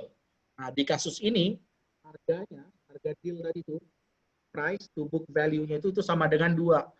Artinya seseorang telah memberi saham itu 2 kali lebih mahal daripada harga ininya tadi, apa namanya? Harga bukunya, teman-teman. Jadi PBV itu menunjukkan seberapa kali lebih mahal harga beli kita dibandingkan dengan harga bukunya, teman-teman. Nah, pertanyaannya sekarang dari sisi pembeli ya, kalau kita analisis nih, kenapa sih Happy berani beli saham BCA dengan 2 kali harga book value? Pertama, BCA itu udah terbukti menguntungkan ya, karena jelas ada untungnya tadi ya, 100 juta gitu. Kedua, ROI BCA itu 100% ya teman-teman. Artinya dalam 1 tahun, si 30 juta yang dibayarkan si Happy ini akan balik modal, karena ekuitas hari ini itu 15. Kalau dia tahun depan untung 100% lagi, kan udah langsung jadi 30 kan ya.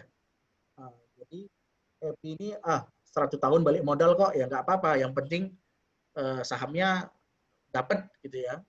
Karena mungkin sahamnya dicari ya. Jadi di sini bisa kita ambil kesimpulan kalau kita plot kayak gini ya. Semakin tinggi ROI satu saham, teman-teman, return on equity-nya semakin tinggi ROI-nya, itu biasanya PBV-nya makin tinggi, teman-teman. Artinya orang semakin lebih berani membeli saham itu di atas harga bukunya. Ya, teman-teman. Jadi ini trennya itu biasanya begitu, teman-teman. Contohnya kayak ROI-nya Unilever itu coba kita lihat ya. Berapa sih? Unilever itu 100% kalau saya nggak salah. UNVR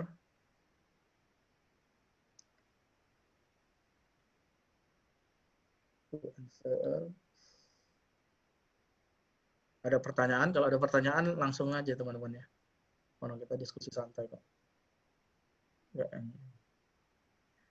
Nah, kalau kita lihat Unilever, ini ROI-nya, return to equity-nya, ini 104% teman-teman. Kalau saya zoom kali ya. Ini 104%, return to equity. Artinya kalau tahun ini ekuitas perusahaan 1 triliun, tahun depan jadi 2. Nah, PBV-nya berapa? PBV-nya itu price to book value itu 41,75 atau sekitar 42 lah ya. Artinya sebenarnya secara buku perusahaan ini nilainya cuma kecil ya. Orang berani beli 41 kali lebih mahal teman-teman ya. Nah, jadi memang trennya itu begitu, semakin tinggi ROI, orang jadi makin lebih berani bayar lebih mahal untuk mendapatkan barang bagus. Wajar sih ya teman-teman. Nah, sekarang yang ingin saya itu yang disebut valuasi ya teman-teman ya. Seberapa berani orang bayar lebih mahal. Nah, dalam bursa saham itu ada 2 jenis cara memvaluasi saham teman-teman. Ini saya jelasin sekilas aja biar teman-teman ngerti. Ada yang namanya absolute valuation, ada yang namanya relative valuation. Kalau absolute valuation itu biasanya memprediksi yang namanya intrinsic value. Jadi ada metode valuasi yang namanya DCF, discounted cash flow. Ntar biasanya hasil akhirannya itu nilai wajarnya berapa. Misalnya Unilever, nilai wajarnya katakan saat ini cuma 7.000. Nah, cara ngitungnya itu ada teman-teman. Itu metodenya banyak. Salah satunya itu discounted cash flow. Ini nggak saya bahas di sini karena ntar terlalu panjang. Yang pengen saya bahas lebih yang kedua. Dan kenapa yang kedua itu namanya relative valuation. Relative valuation itu kita biasanya ngebandingin PBV, teman-teman. Dibandingkan dengan perusahaan yang sama, yang sejenis. Yang ada di sektor yang sama. Misalnya PTBA, perusahaan batubara. Untung ROI-nya 20%, PBV-nya 4, katakan. Terus ada perusahaan ITMG, ROI-nya juga sama-sama 20%, tapi PBV-nya 3, teman-teman. Mending beli yang mana? Mending beli yang 4 atau yang 3? Pasti mending beli yang 3 kan? Karena mereka kualitasnya sama nih, sama-sama ROI 20%. Tapi yang satu dihargain 3 kali, yang satu dihargain 4 kali. Ya mending kita beli yang murah. Nah, jenis valuasi tipe ini tuh disebut yang namanya relative valuation. Nah, kelemahan dari absolute valuation tadi ini teman-teman, biasanya itu hasil yang kalkulasinya itu nilainya kadang nggak realistis untuk bisa investasi ya teman-teman, di waktu normal ya, bukan waktu krisis. Jadi misalnya harga Unilever 8.000, terus dihitung dengan cash flow segini, untung segini, growth segini, dividen segini, Unilever ini harusnya 6.000 gitu. Nunggu Unilever ke 6.000 kan mungkin nggak bakal nyampe dari 8.000 terus 6.000 gitu. Nah, kelemahan si absolute valuation itu biasanya hasil hitungannya itu lebih kadang suka ngaco. Terkecuali kalau memang lagi krisis seperti saat ini, teman-teman ya. Nah, kalau lagi kondisi krisis saat ini banyak ini yang absolute valuation-nya itu di bawah. Kalau teman-teman hitung mungkin ada saham Pakuwon, nah itu mesti di bawah dari harga yang sekarang, teman-teman ya. Tapi saya untuk market yang normal yang nggak ada krisis seperti ini, biasanya saham yang relative valuation ini lebih memungkinkan lah harganya dekat-dekat. Misalnya kayak saat ini harganya 6.000, nanti belinya di sekitar 5.500 kan, nunggu turun 500 mungkin dikit kan. Nah, kalau Warren Buffett sendiri biasanya suka perusahaan yang PBV-nya di bawah 1,5 dan ROI-nya sekitar 10%. Jadi ini rule of thumb-nya Warren Buffett. Kalau ada ROI 10%, cari perusahaan yang PBV-nya di bawah 1,5, itu artinya murah. Kalau misalnya ROI-nya cuma 10%, tapi PBV-nya 3, 4, 5, nah itu kemahalan tuh teman-teman. Jangan dibeli. Itu kalau Warren Buffett. Nah, kalau rule saya, nah kemarin itu karena lagi lockdown, saya iseng-iseng. Jadi semua saham yang masuk filter saya tadi, teman-teman, yang ROI-nya bagus, NPM-nya bagus, debt to equity ratio bagus, itu ini, saya plot gitu, teman-teman. Jadi X-aksisnya ini ROI, Y-aksisnya itu PBV. Jadi semua saham itu kayak, ini dapat data poinnya nih, teman-teman. Nah, jadi perusahaan-perusahaan murah, itu yang ada di elips-elips hijau ini, teman-teman ya. Mungkin bisa saya gambarkan, yang gini-gini itu yang murah-murah nih. Sisi-sisi bawahnya ini, teman-teman. Karena artinya ROI-nya tinggi, PBV-nya rendah. Perusahaan-perusahaan mahal, itu perusahaan-perusahaan yang gini, teman-teman ya. Nah, saya itu grafnya dari mana, toh? Lo bikin sendiri? Bikin sendiri, Mas. Jadi, ngambil data dari Yahoo Finance, pakai Python programming, langsung download, terus langsung diolah. Nah, jadi yang average-nya ini, yang tengahnya ini, yang merahnya ini, teman-teman. Nah, jadi kalau kita mau investasi, menurut relative valuation tadi, carilah saham-saham yang ada di bagian-bagian bawah ini, teman-teman. Ya. Nah, baru ntar analisis lagi. Net profit marginnya cocok nggak?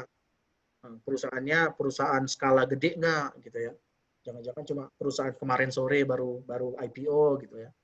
Tapi yang bawah-bawah itu third layer kali, yang bukan blue chip, bukan yang itu ya, yang Ya, bawah. tergantung, Mas. Nah, makanya harus dicek lagi satu persatu. Tapi minimal kita udah dapat apa namanya region of interest lah. Dari situ udah potensial kandidat kita screening.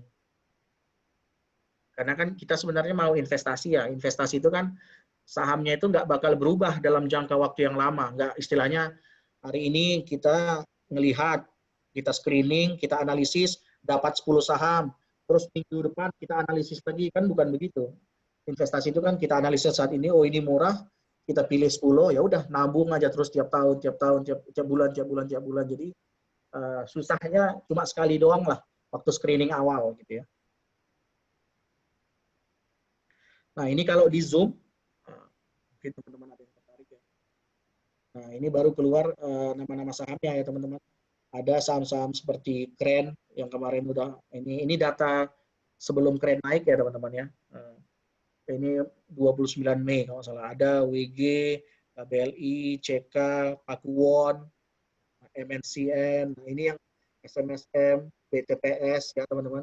Jadi ini di layer-layer bawah ini, yang bawah ke sini, ini yang istilahnya tergolong murah lah. Ya.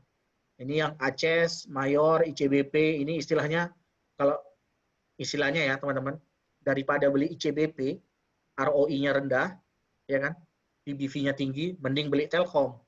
Karena Telkom ROI-nya lebih tinggi, PBV-nya lebih rendah. Daripada beli ICBP, misalnya mau maksain beli ICBP, mending beli ACES. Karena dengan kemahalan yang sama, kita dapat barang yang lebih bagus, ROI-nya kan lebih tinggi nih, 20. Atau bahkan sekalian aja beli Mayora, lebih murah dari ACES dan ROI-nya lebih tinggi, teman-teman. Atau ya sekalian aja beli BTPS gitu ya. BTPS ROI-nya lebih tinggi sampai 25-an dan PBV-nya bahkan lebih murah.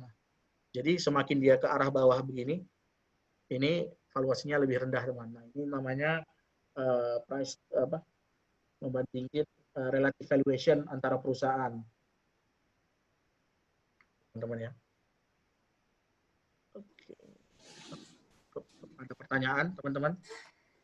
Bang Dito, ini mungkin lebih ke investasi ya Bang Dito ya pilihannya Iya, secara iya Mas.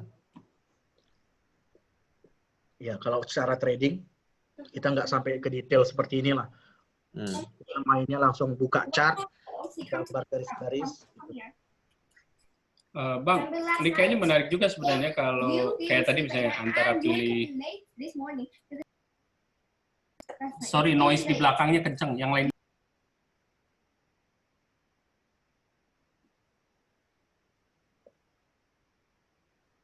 Halo, nggak dengar Mas?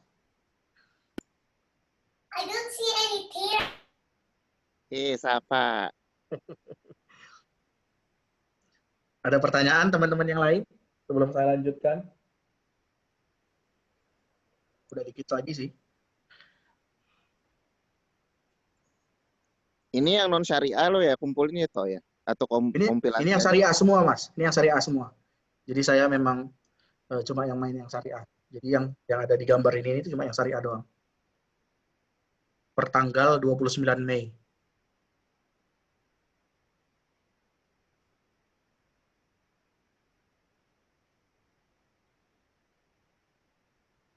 Ada pertanyaan? Bang, sebenarnya tadi Ya. ketika disebutin antara ICBP sama ACES misalnya, mendingan Ya. ACES gitu. Cuman kan salah satu pertimbangannya juga kalau kita invest kan jangka panjang ya. Jadi Ya, benar.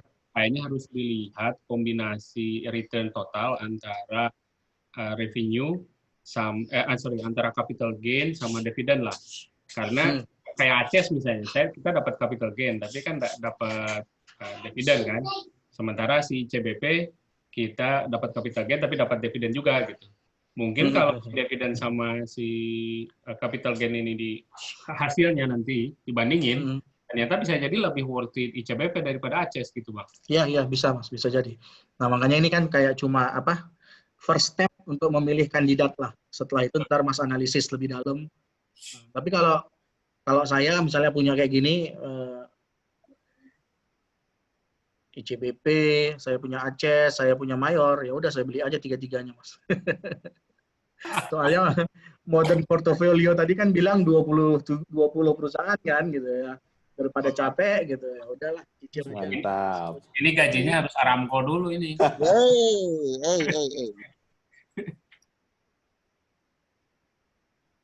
Yang jelas Gue jangan lagi beli yang kayak lagi merhatiin yang diurak-urak Dito nih, yang mana? kenapa, Mas? Perhatiin yang mana yang di Hexa itu apa itu? Obat ya, Tok? Hexa ini peralatan berat banget, Mas. Kayak nyewa-nyewakan ini traktor yang gitu-gitulah.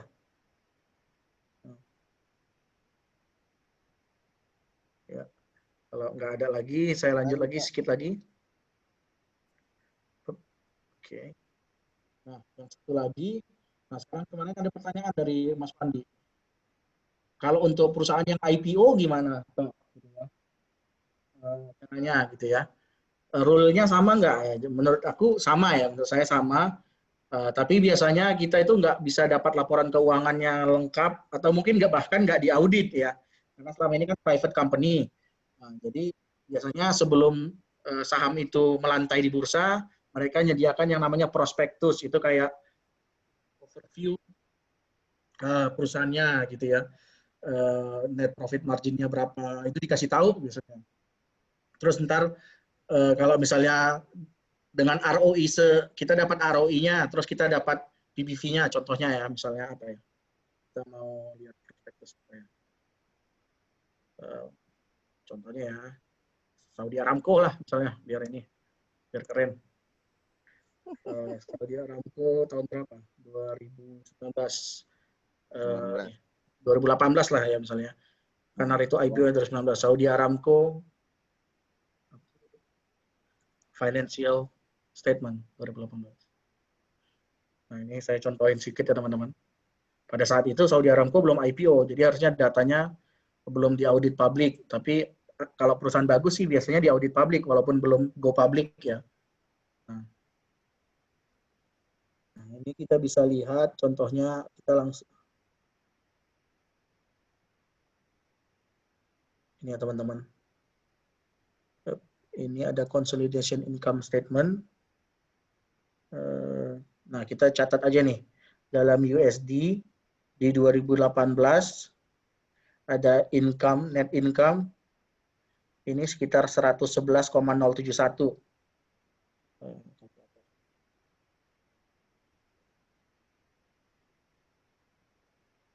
111,071.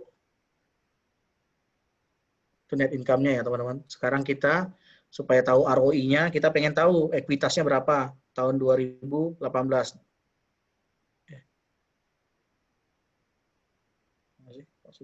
Itu beda tahun. Tadi lo 17 kok, yang equitasnya 18. Ini 18, Mas. USD at December 31st 2018. Benar kan? 111, Iya benar. Ini ekuitasnya mana sih? Current liability, equity and liability, total asset. Current liability, equity and liability. Kok dia nggak nulis ekuitasnya sih? Pakai Excel aja deh, biar gampang.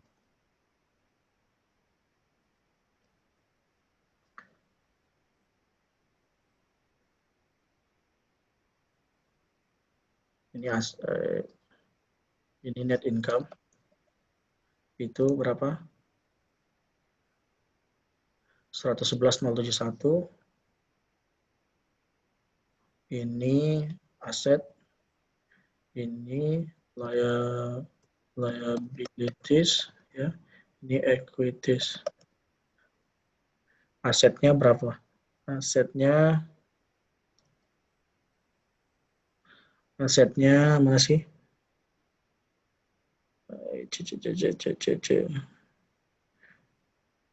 Ini total equity liabilities, artinya ini aset ya, ini 358.978. 358.978. Nah, kalau liabilities doangnya berapa? Kalau liabilities doangnya, mana sih? Liabilities doangnya, Di bawah, Bang. mana Mas? Saya yang apa? yang 317 itu? Mana sih? Yang bukan. Itu kan current liabilities. Oh ini ding, equity-nya udah ada langsung kok ini. Ada Sharehold. Ini ya. 271.142. yang non Ini udah ya 271.142 ya. Jadi kalau kita hitung ini ROI-nya net income dibagi equities itu udah 40%. Jadi ROI-nya Aramco itu 40% teman-teman ya. 40% itu kalau diletakin di kurva kita tadi ya teman-teman, 40% itu di sini di luar ini jauh banget, jauh ke kanan. Kalau kita lihat di sini mungkin 40% itu setelah yang hijau di sini ya. Jadi kalau kurva kita tadi kan cenderung begini nih. Nah, ketemunya ini harusnya PBV-nya di 6,5 ya teman-teman. 6,5 kali. 5,5 Bang. 5,5. Nah, sekarang kita tinggal lihat tuh book value-nya berapa. Biasanya sih ditulis. Kalau di Indonesia itu book value per share-nya. Ada enggak ya? Atau misalnya kita cek aja langsung. PBV Saudi Aramco. PBC tuh ente ngetik. PBC lagi. Lo mana sih? Tadawul 222. Nah, kodenya Aramco itu 2222. Nah, sekarang itu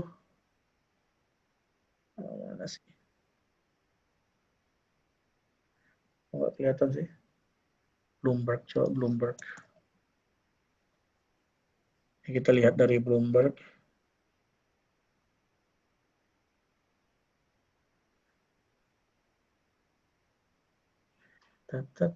Ada pertanyaan teman-teman? Kalau ada, ini aja diselingin. Sambil ngelihat ini. Misalnya ini price to book value-nya, ini. Analysis search. Ini indeks bukan nih Bang? Ya ini indeks ya benar.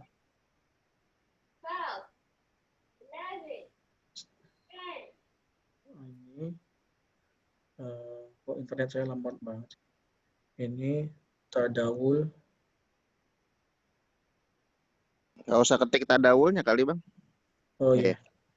Aramco ya. Aramco. Ada nggak muncul? Ya Saudi Aramco. Oh ini AB.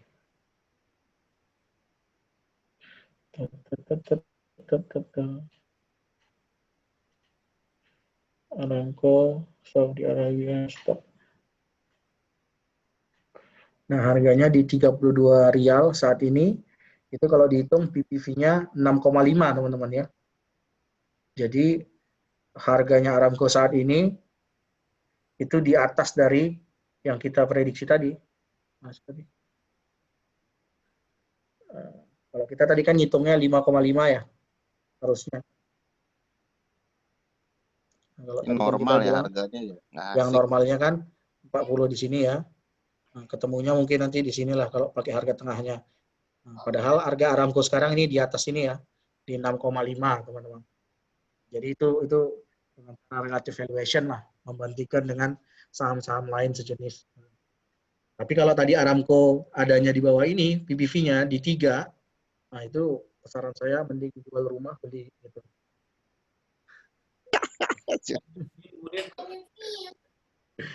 Ya, terus satu lagi ya teman-teman, biasanya kan PBV itu pasti naik turun kan ya karena harganya naik turun. Jadi biasanya salah satu caranya yang paling saya suka itu ngeplot antara book value dengan price-nya atau dengan yang namanya market cap-nya. Karena biasanya PBV satu perusahaan itu kayak fluktuasi di sekitar di sekitar harga book value-nya. Kalau lagi ada news bagus, harganya di atas book value-nya.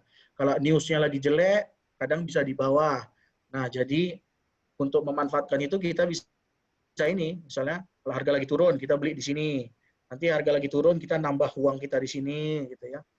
Jadi dengan membandingkan market cap dengan book value, kita jadi bisa tahu saham itu lagi mahal atau murah, teman-teman. Nah, mungkin saya tunjukin sekali lagi contohnya untuk yang cara kedua. Kalau tadi kan valuasi berdasarkan grafik PBV dengan ROI. Kalau ini grafiknya beda lagi, teman-teman. Yaitu berdasarkan market cap dengan book value.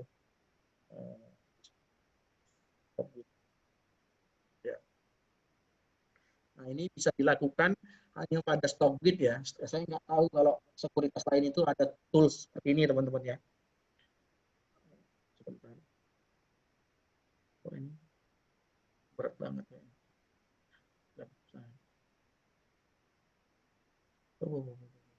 Pakai Funda Chart berarti, Bang?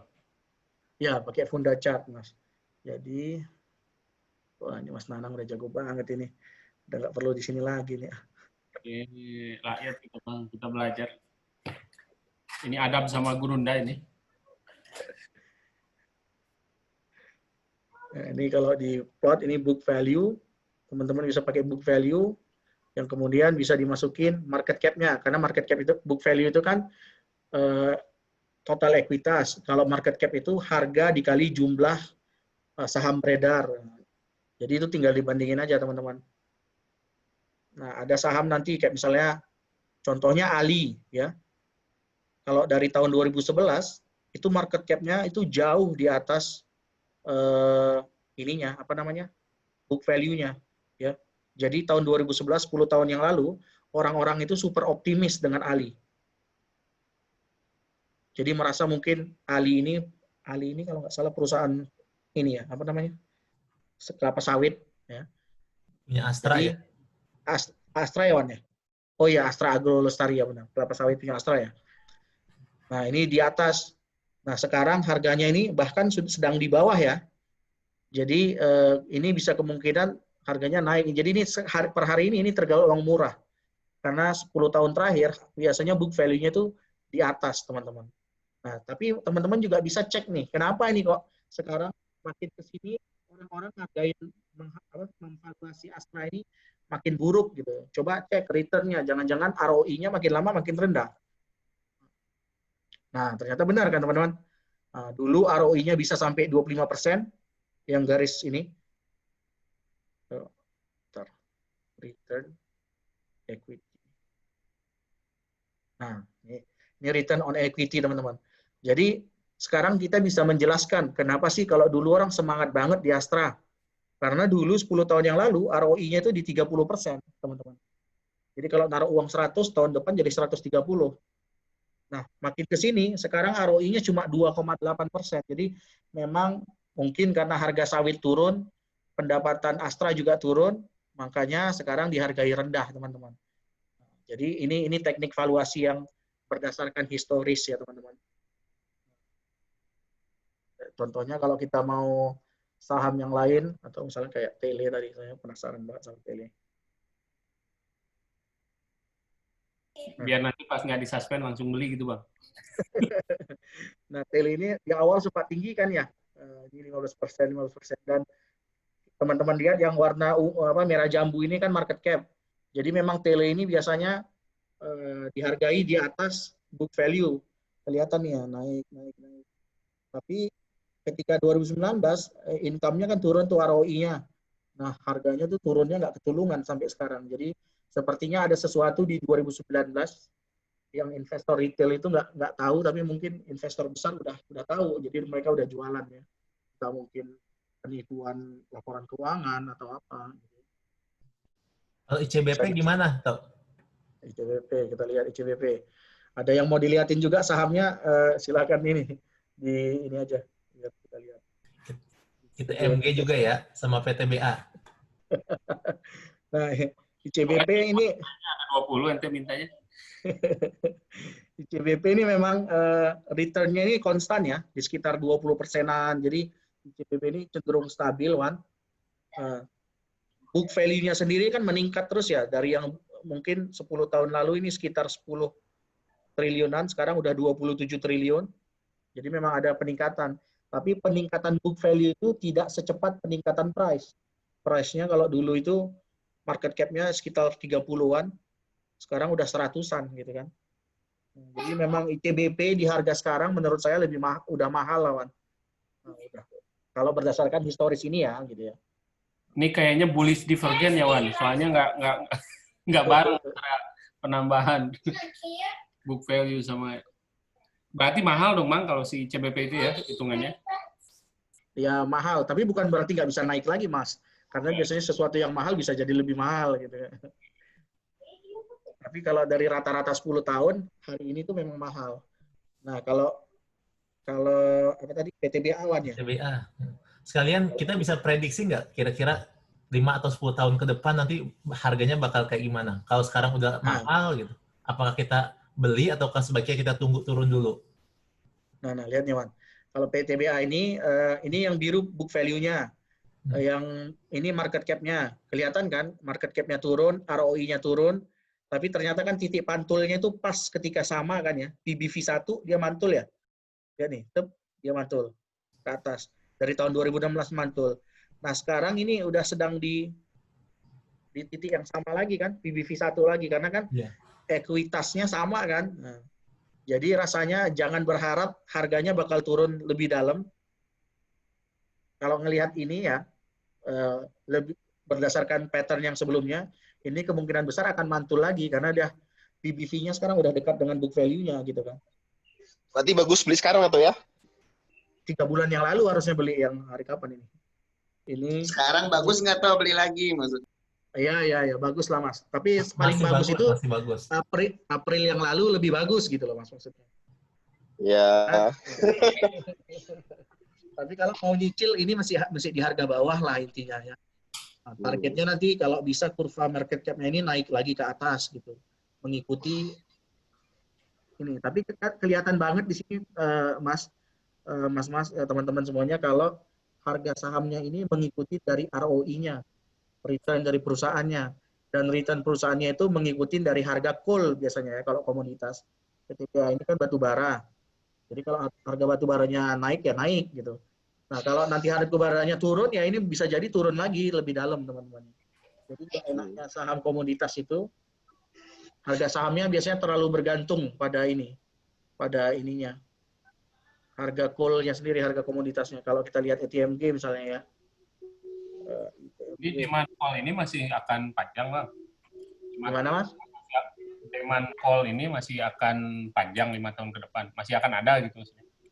Nggak tahu, menurut Mas gimana? Ahli energi lah, Wandi Wahyudi. Kita buat isi baterai nggak, Wan? Iya, kita masih butuh batu bara buat ngecas baterai. Oh, dalamnya baterai kan batu bara ya, Wan? Iya. ITMG nggak bisa kelihatan nih, Wan. Return equity-nya. Sayang banget. Kenapa ya? Anda kurang beruntung, Wan. Iya, ya. Nah, kalau misalnya saham apa lagi ya? Mungkin saham Unilever. Kalau Unilever itu nggak bisa nih, ada juga. Kayaknya. Saham Astra. KCI. Nah, saham Astra juga gitu kan. Nah, biasanya tinggi, kemudian turun, tapi kan bisa dijelaskan penurunannya itu. Penurunannya karena memang Astra secara return yang awalnya itu bisa di 35%-an, ROI-nya sekarang cuma nongkrong di 13%. Jadi makanya harganya udah nggak setinggi seperti biasanya.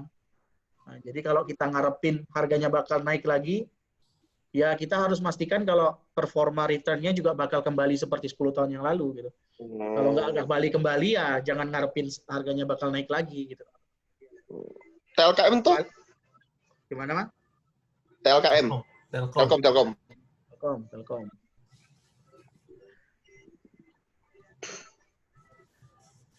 Waduh. Nah, Telkom juga sama kan ya.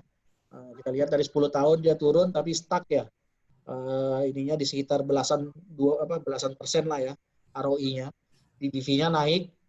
Tapi kalau dari segi price memang kenaikannya kan lebih cepat dari PBV ya. Kelihatan kan slope-nya aja kan udah beda kan. Jadi memang mesti bisa naik tapi mungkin nggak secepat yang kita bayangkan lah gitu, pelan-pelan gitu. Sampai nunggu nanti ekuitasnya juga mengimbangin dari market cap-nya gitu. Perusahaan properti apa kira-kira ya yang bisa kita ambil contoh? Demas atau Pewon tuh? Demas. Siap. Demas misalnya ya. Demas mantap ini nih. Ini ROI-nya naik ya, naik tinggi, harganya juga udah naik, tapi price-nya turun nih, benar nggak? Iya. Jadi ini contoh yang enak nih istilahnya. ROI-nya masih tinggi, tapi price-nya masih stabil, udah turun banget gitu loh. Jadi menurut saya ini salah satu contoh yang menarik deh Mas. Kalau dari segi valuasi ya. Kalau Pakuwon tadi, Pewon misalnya. Nah, kalau Pewon ini memang harganya turun, ROI-nya juga turun kan dari 2016 gitu. Sekarang stabil, jadi ya. Tapi ini cukup menarik lah. Jaya Ancol apa? PPJA itu nggak tuh? Jaya Ancol PPJA. Apa? PPJA. PPJA. PP. Project. Ancol. PPJA. Kok nggak ada dia? Kok nggak ada? Jadi si ROI ini benar-benar mesin pertumbuhan. Iya benar Mas. Yang Jaya Ancol itu PPJA kan atau PP ini? Lupa gue. Ya, kalau ada pertanyaan silakan teman-teman. Tadi dari saya ada yang tanya WG. Gimana? Ada yang tanya Gimana? WG. Wijaya. WG. Ya, WG. Wijaya Karya Gedung. WG. Oh, ini nggak ngelihat chat, Wan. WG itu return-nya tinggi ya? Ya kan? Return-nya cenderung stabil. Tapi memang harganya murah, makanya ini cocok lah. Ini yang bagus lah gitu. Kalau investasi jangka panjang ya, potensinya bagus gitu. Berarti WG, PTBA, Demas cocok lah jangka panjang itu ya? Iya, bukan PT apa tadi ya? WG, Demas ya tadi ya. Bagus banget ya. WG, Demas, PTBA cocok itu. Ada lagi teman-teman semuanya? Kalau Sido tuh? Gitu. Sorry tuh, aku nggak masalahnya nggak ada ini, nggak bisa premium masalahnya. Apa Stockbit nggak bisa premium ya, jadi nggak bisa ngecek. Nah, kalau Sido ini memang ininya naik ya, return-nya naik dan market cap-nya juga memang sedang naik ya teman-teman. Tapi kan ekuitasnya tetap ini ya stabil. Jadi kalau melihat tipikal perusahaan gini, artinya perusahaannya sendiri itu secara size itu nggak makin besar, nggak melakukan ekspansi, makanya ekuitasnya itu tetap aja di sekitaran segitu. Jadi kalau mau Sido itu pastikan nanti dia udah drop dalam dulu, tapi kapan dropnya kita nggak tahu kan ya. Ini indikator PBV ROI nggak bisa dipakai kali buat Sido toh, karena dia stabil gitu itunya PBV-nya. Gimana Mas? Nggak, soalnya PBV-nya dia stabil gitu, susah juga ngitungnya. Kalau ROI-nya memang naik, jadi nggak pakai indikator PBV ROI kayaknya. Ya bisa aja sih Mas. Artinya tapi memang book value-nya ini memang nggak naik turun. Ini kan book value yang biru, karena memang perusahaannya sendiri nggak sedang ekspansi. Mungkin udah saturated bahkan. Tapi memang harganya kan naik terus tuh. Oke. Tuh, mau cek atau? Kalau CK, ini yang terakhir ya kali ya. Yowis. Oke, sip. Nah, kalau CK itu Turunnya kalau CK masih di atas Yud ya. Udah sekarang kan ini price-nya sedang di garis birunya kan. Garis birunya ini kan book value-nya kan ya. Dan kalau dilihat trennya, price si CK ini biasanya memang selalu di bawah book value kan. Bener kan? Ini di bawah book value, ini di bawah book value. Jadi harusnya kalau mau beli ketika nanti dia di bawah lagi gitu loh. Jangan pas di saat ini gitu ya. Ya. Oke. Kalau gitu terima kasih teman-teman semuanya ya. Dari saya tutup dulu presentasinya. Kalau ada tanya jawab silahkan. Saya kembalikan ke Wandi ya. Silakan Mas Wandi. Oke teman-teman, kita ucapkan terima kasih banyak ke Bang Dito ya atas materi yang sampaikan hari ini. Ini ada yang mau tanya juga nih kayaknya. Hairul Mustafa mau tanya. Iya Bang. Ya, silakan Mas. Ya silakan Mas. Satu Bang. Ya gimana? Silakan. Jadi kan, jadi saya baru mulai ya Bang ya, baru mulai aktivitas dalam tanda kutip bermain saham. Jelas ya Bang ya suara saya ya? Ya jelas banget Mas. Nah, kan yang saya tahu ya Bang ya, analisis fundamental ini kan berfungsi buat membantu kita buat memilih perusahaan mana yang bagus untuk kita beli sahamnya, gitu ya Bang ya? Benar Bang. Nah, kemudian saya sebenarnya masih miskin ilmu sih Bang tentang ini. Kemudian kalau nggak salah saya sempat tahu juga kalau ada analisis dengan cara bottom up, top down, gitu ya Bang ya? Nah, yang saya mau tanyain Bang, seandainya di suatu perusahaan, kalau dari segi pembukuannya dari PBV, ROI, BR, dan lain sebagainya ternyata kurang bagus nih Bang, gitu. Tapi ketika kita lihat analisis, saya mungkin menyebutnya analisis struktural ya, saya melihat analisis ke depannya perusahaan ini punya prospek yang bagus nih, gitu. Ada kemungkinan besar perusahaan ini akan melejit nih, gitu. Mungkin dia punya inovasi yang bagus, kreativitas yang bagus dalam penjualan, gitu. Tapi ketika dilihat berdasarkan ROI atau DER-nya, ternyata jelek nih. Nah, berarti kan di sini ada 2 unit analisis yang bertolak belakang nih Bang ya. Nah, kalau dalam situasi kayak gini, kita lebih mengacu ke cara yang Bang ya? Iya. Nah, kalau pendapat saya Mas ya, jadi banyak jenis perusahaan Mas ya. Ada yang memang sudah established, ada yang nyebutnya turnover company. Jadi yang biasanya tadinya rugi, kemudian udah mulai ruginya makin dikit, terus mulai untung dikit, udah mau mulai berbalik arah. Itu ada juga. Jadi secara PBV ROI-nya bahkan masih minus karena masih rugi gitu misalnya katakan. Tapi ruginya makin lama makin kecil nih. Ini ada potensi nih ke depannya bakal positif, nah harganya udah cenderung naik nanti kalau udah positif gitu. Ada juga yang kayak Mas bilang, misalnya ada yang secara PBV ROI belum bagus, tapi secara prospek ke depannya bagus gitu ya. Kalau Mas ngerti kalau bahasa Inggrisnya, if you know what you are doing, it's okay. Nah, jadi intinya kalau Mas ngerti apa yang Mas kerjakan itu nggak apa-apa Mas, silakan aja.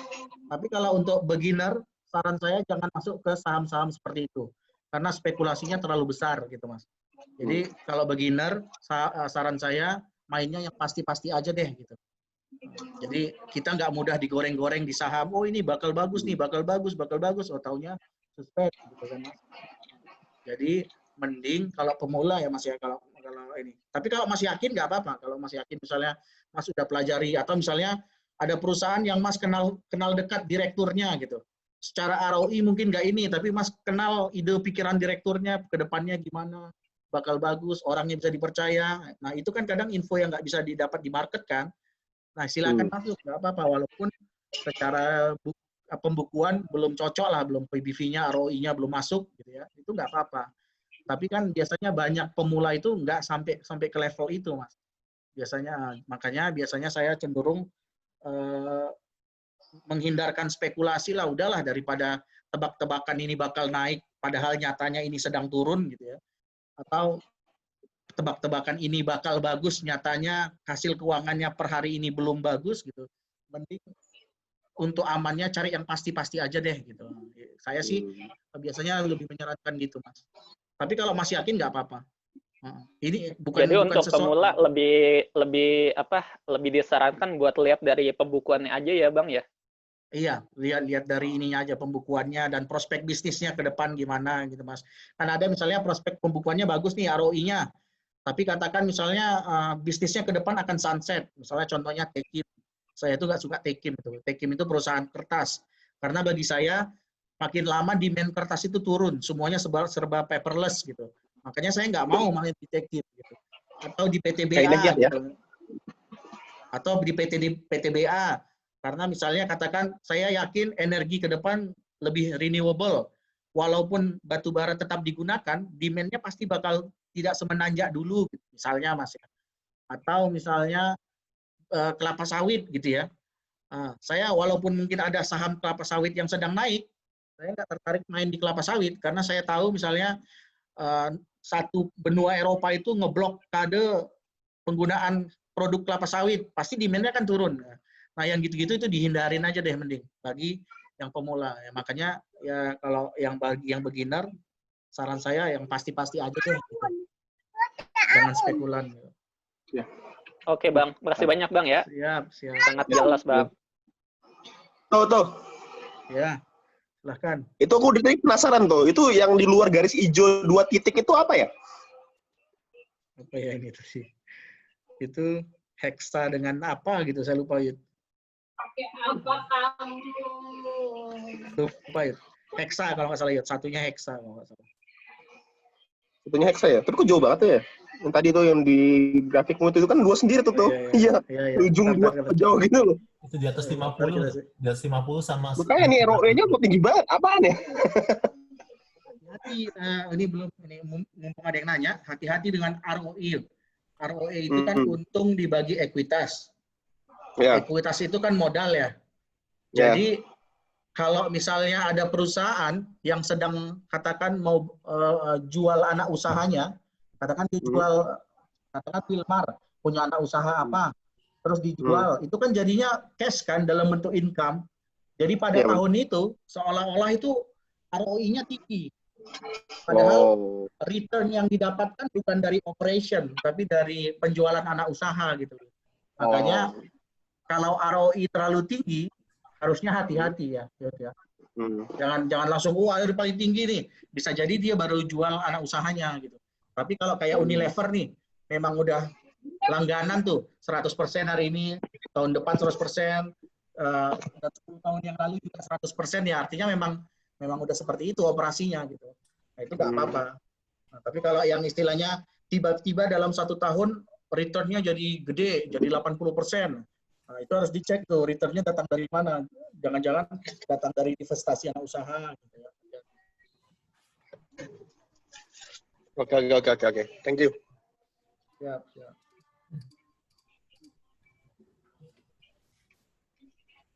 Oke, terima kasih banyak Bang Dito. Mungkin ada saran nggak Bang, kalau misalnya buat beginner atau orang pengen belajar lebih lanjut lagi nih tentang analisa fundamental, adakah tempat belajar gitu, apakah di grup WhatsApp atau Telegram atau Instagram atau di mungkin kalau di Stockbit mungkin bagi teman-teman yang masih pemula masih belum familiar gitu, apalagi harus berbayar misalnya. Ya, mungkin kalau pemula itu banyak dengerin YouTube aja kali ya Wan ya. YouTube channel ada kayak misalnya Tommy Yu, ada misalnya dengerin ininya Ryan Filbert, atau kalau mau dari luar negeri juga pasti banyak, itu cek aja deh value investing gitu. Ntar keluar tuh channel-channel yang bagus. Nah, saya biasanya ngedengerin itu dulu di awal-awal gitu. Karena biasanya kalau yang ngomong orang luar negeri itu nggak ada tendensi ke saham apa yang harus dibeli. Jadi dia memang benar menyampaikan materi gitu. Kalau misalnya kita belajar dari grup saham A, B, C, atau dari Stockbit, kadang biasanya ada pesanan atau karena mungkin saham dia lagi nyangkut di situ, gimana caranya dia ngasih teori yang bisa membuat saham yang nyangkut itu jadi kelihatan bagus gitu ya. Itu banyak kan, jadi harus hati-hati juga dalam memilih. Saran saya sih kayak YouTube gitu bagus, atau kalau dari website itu ini kayak investing.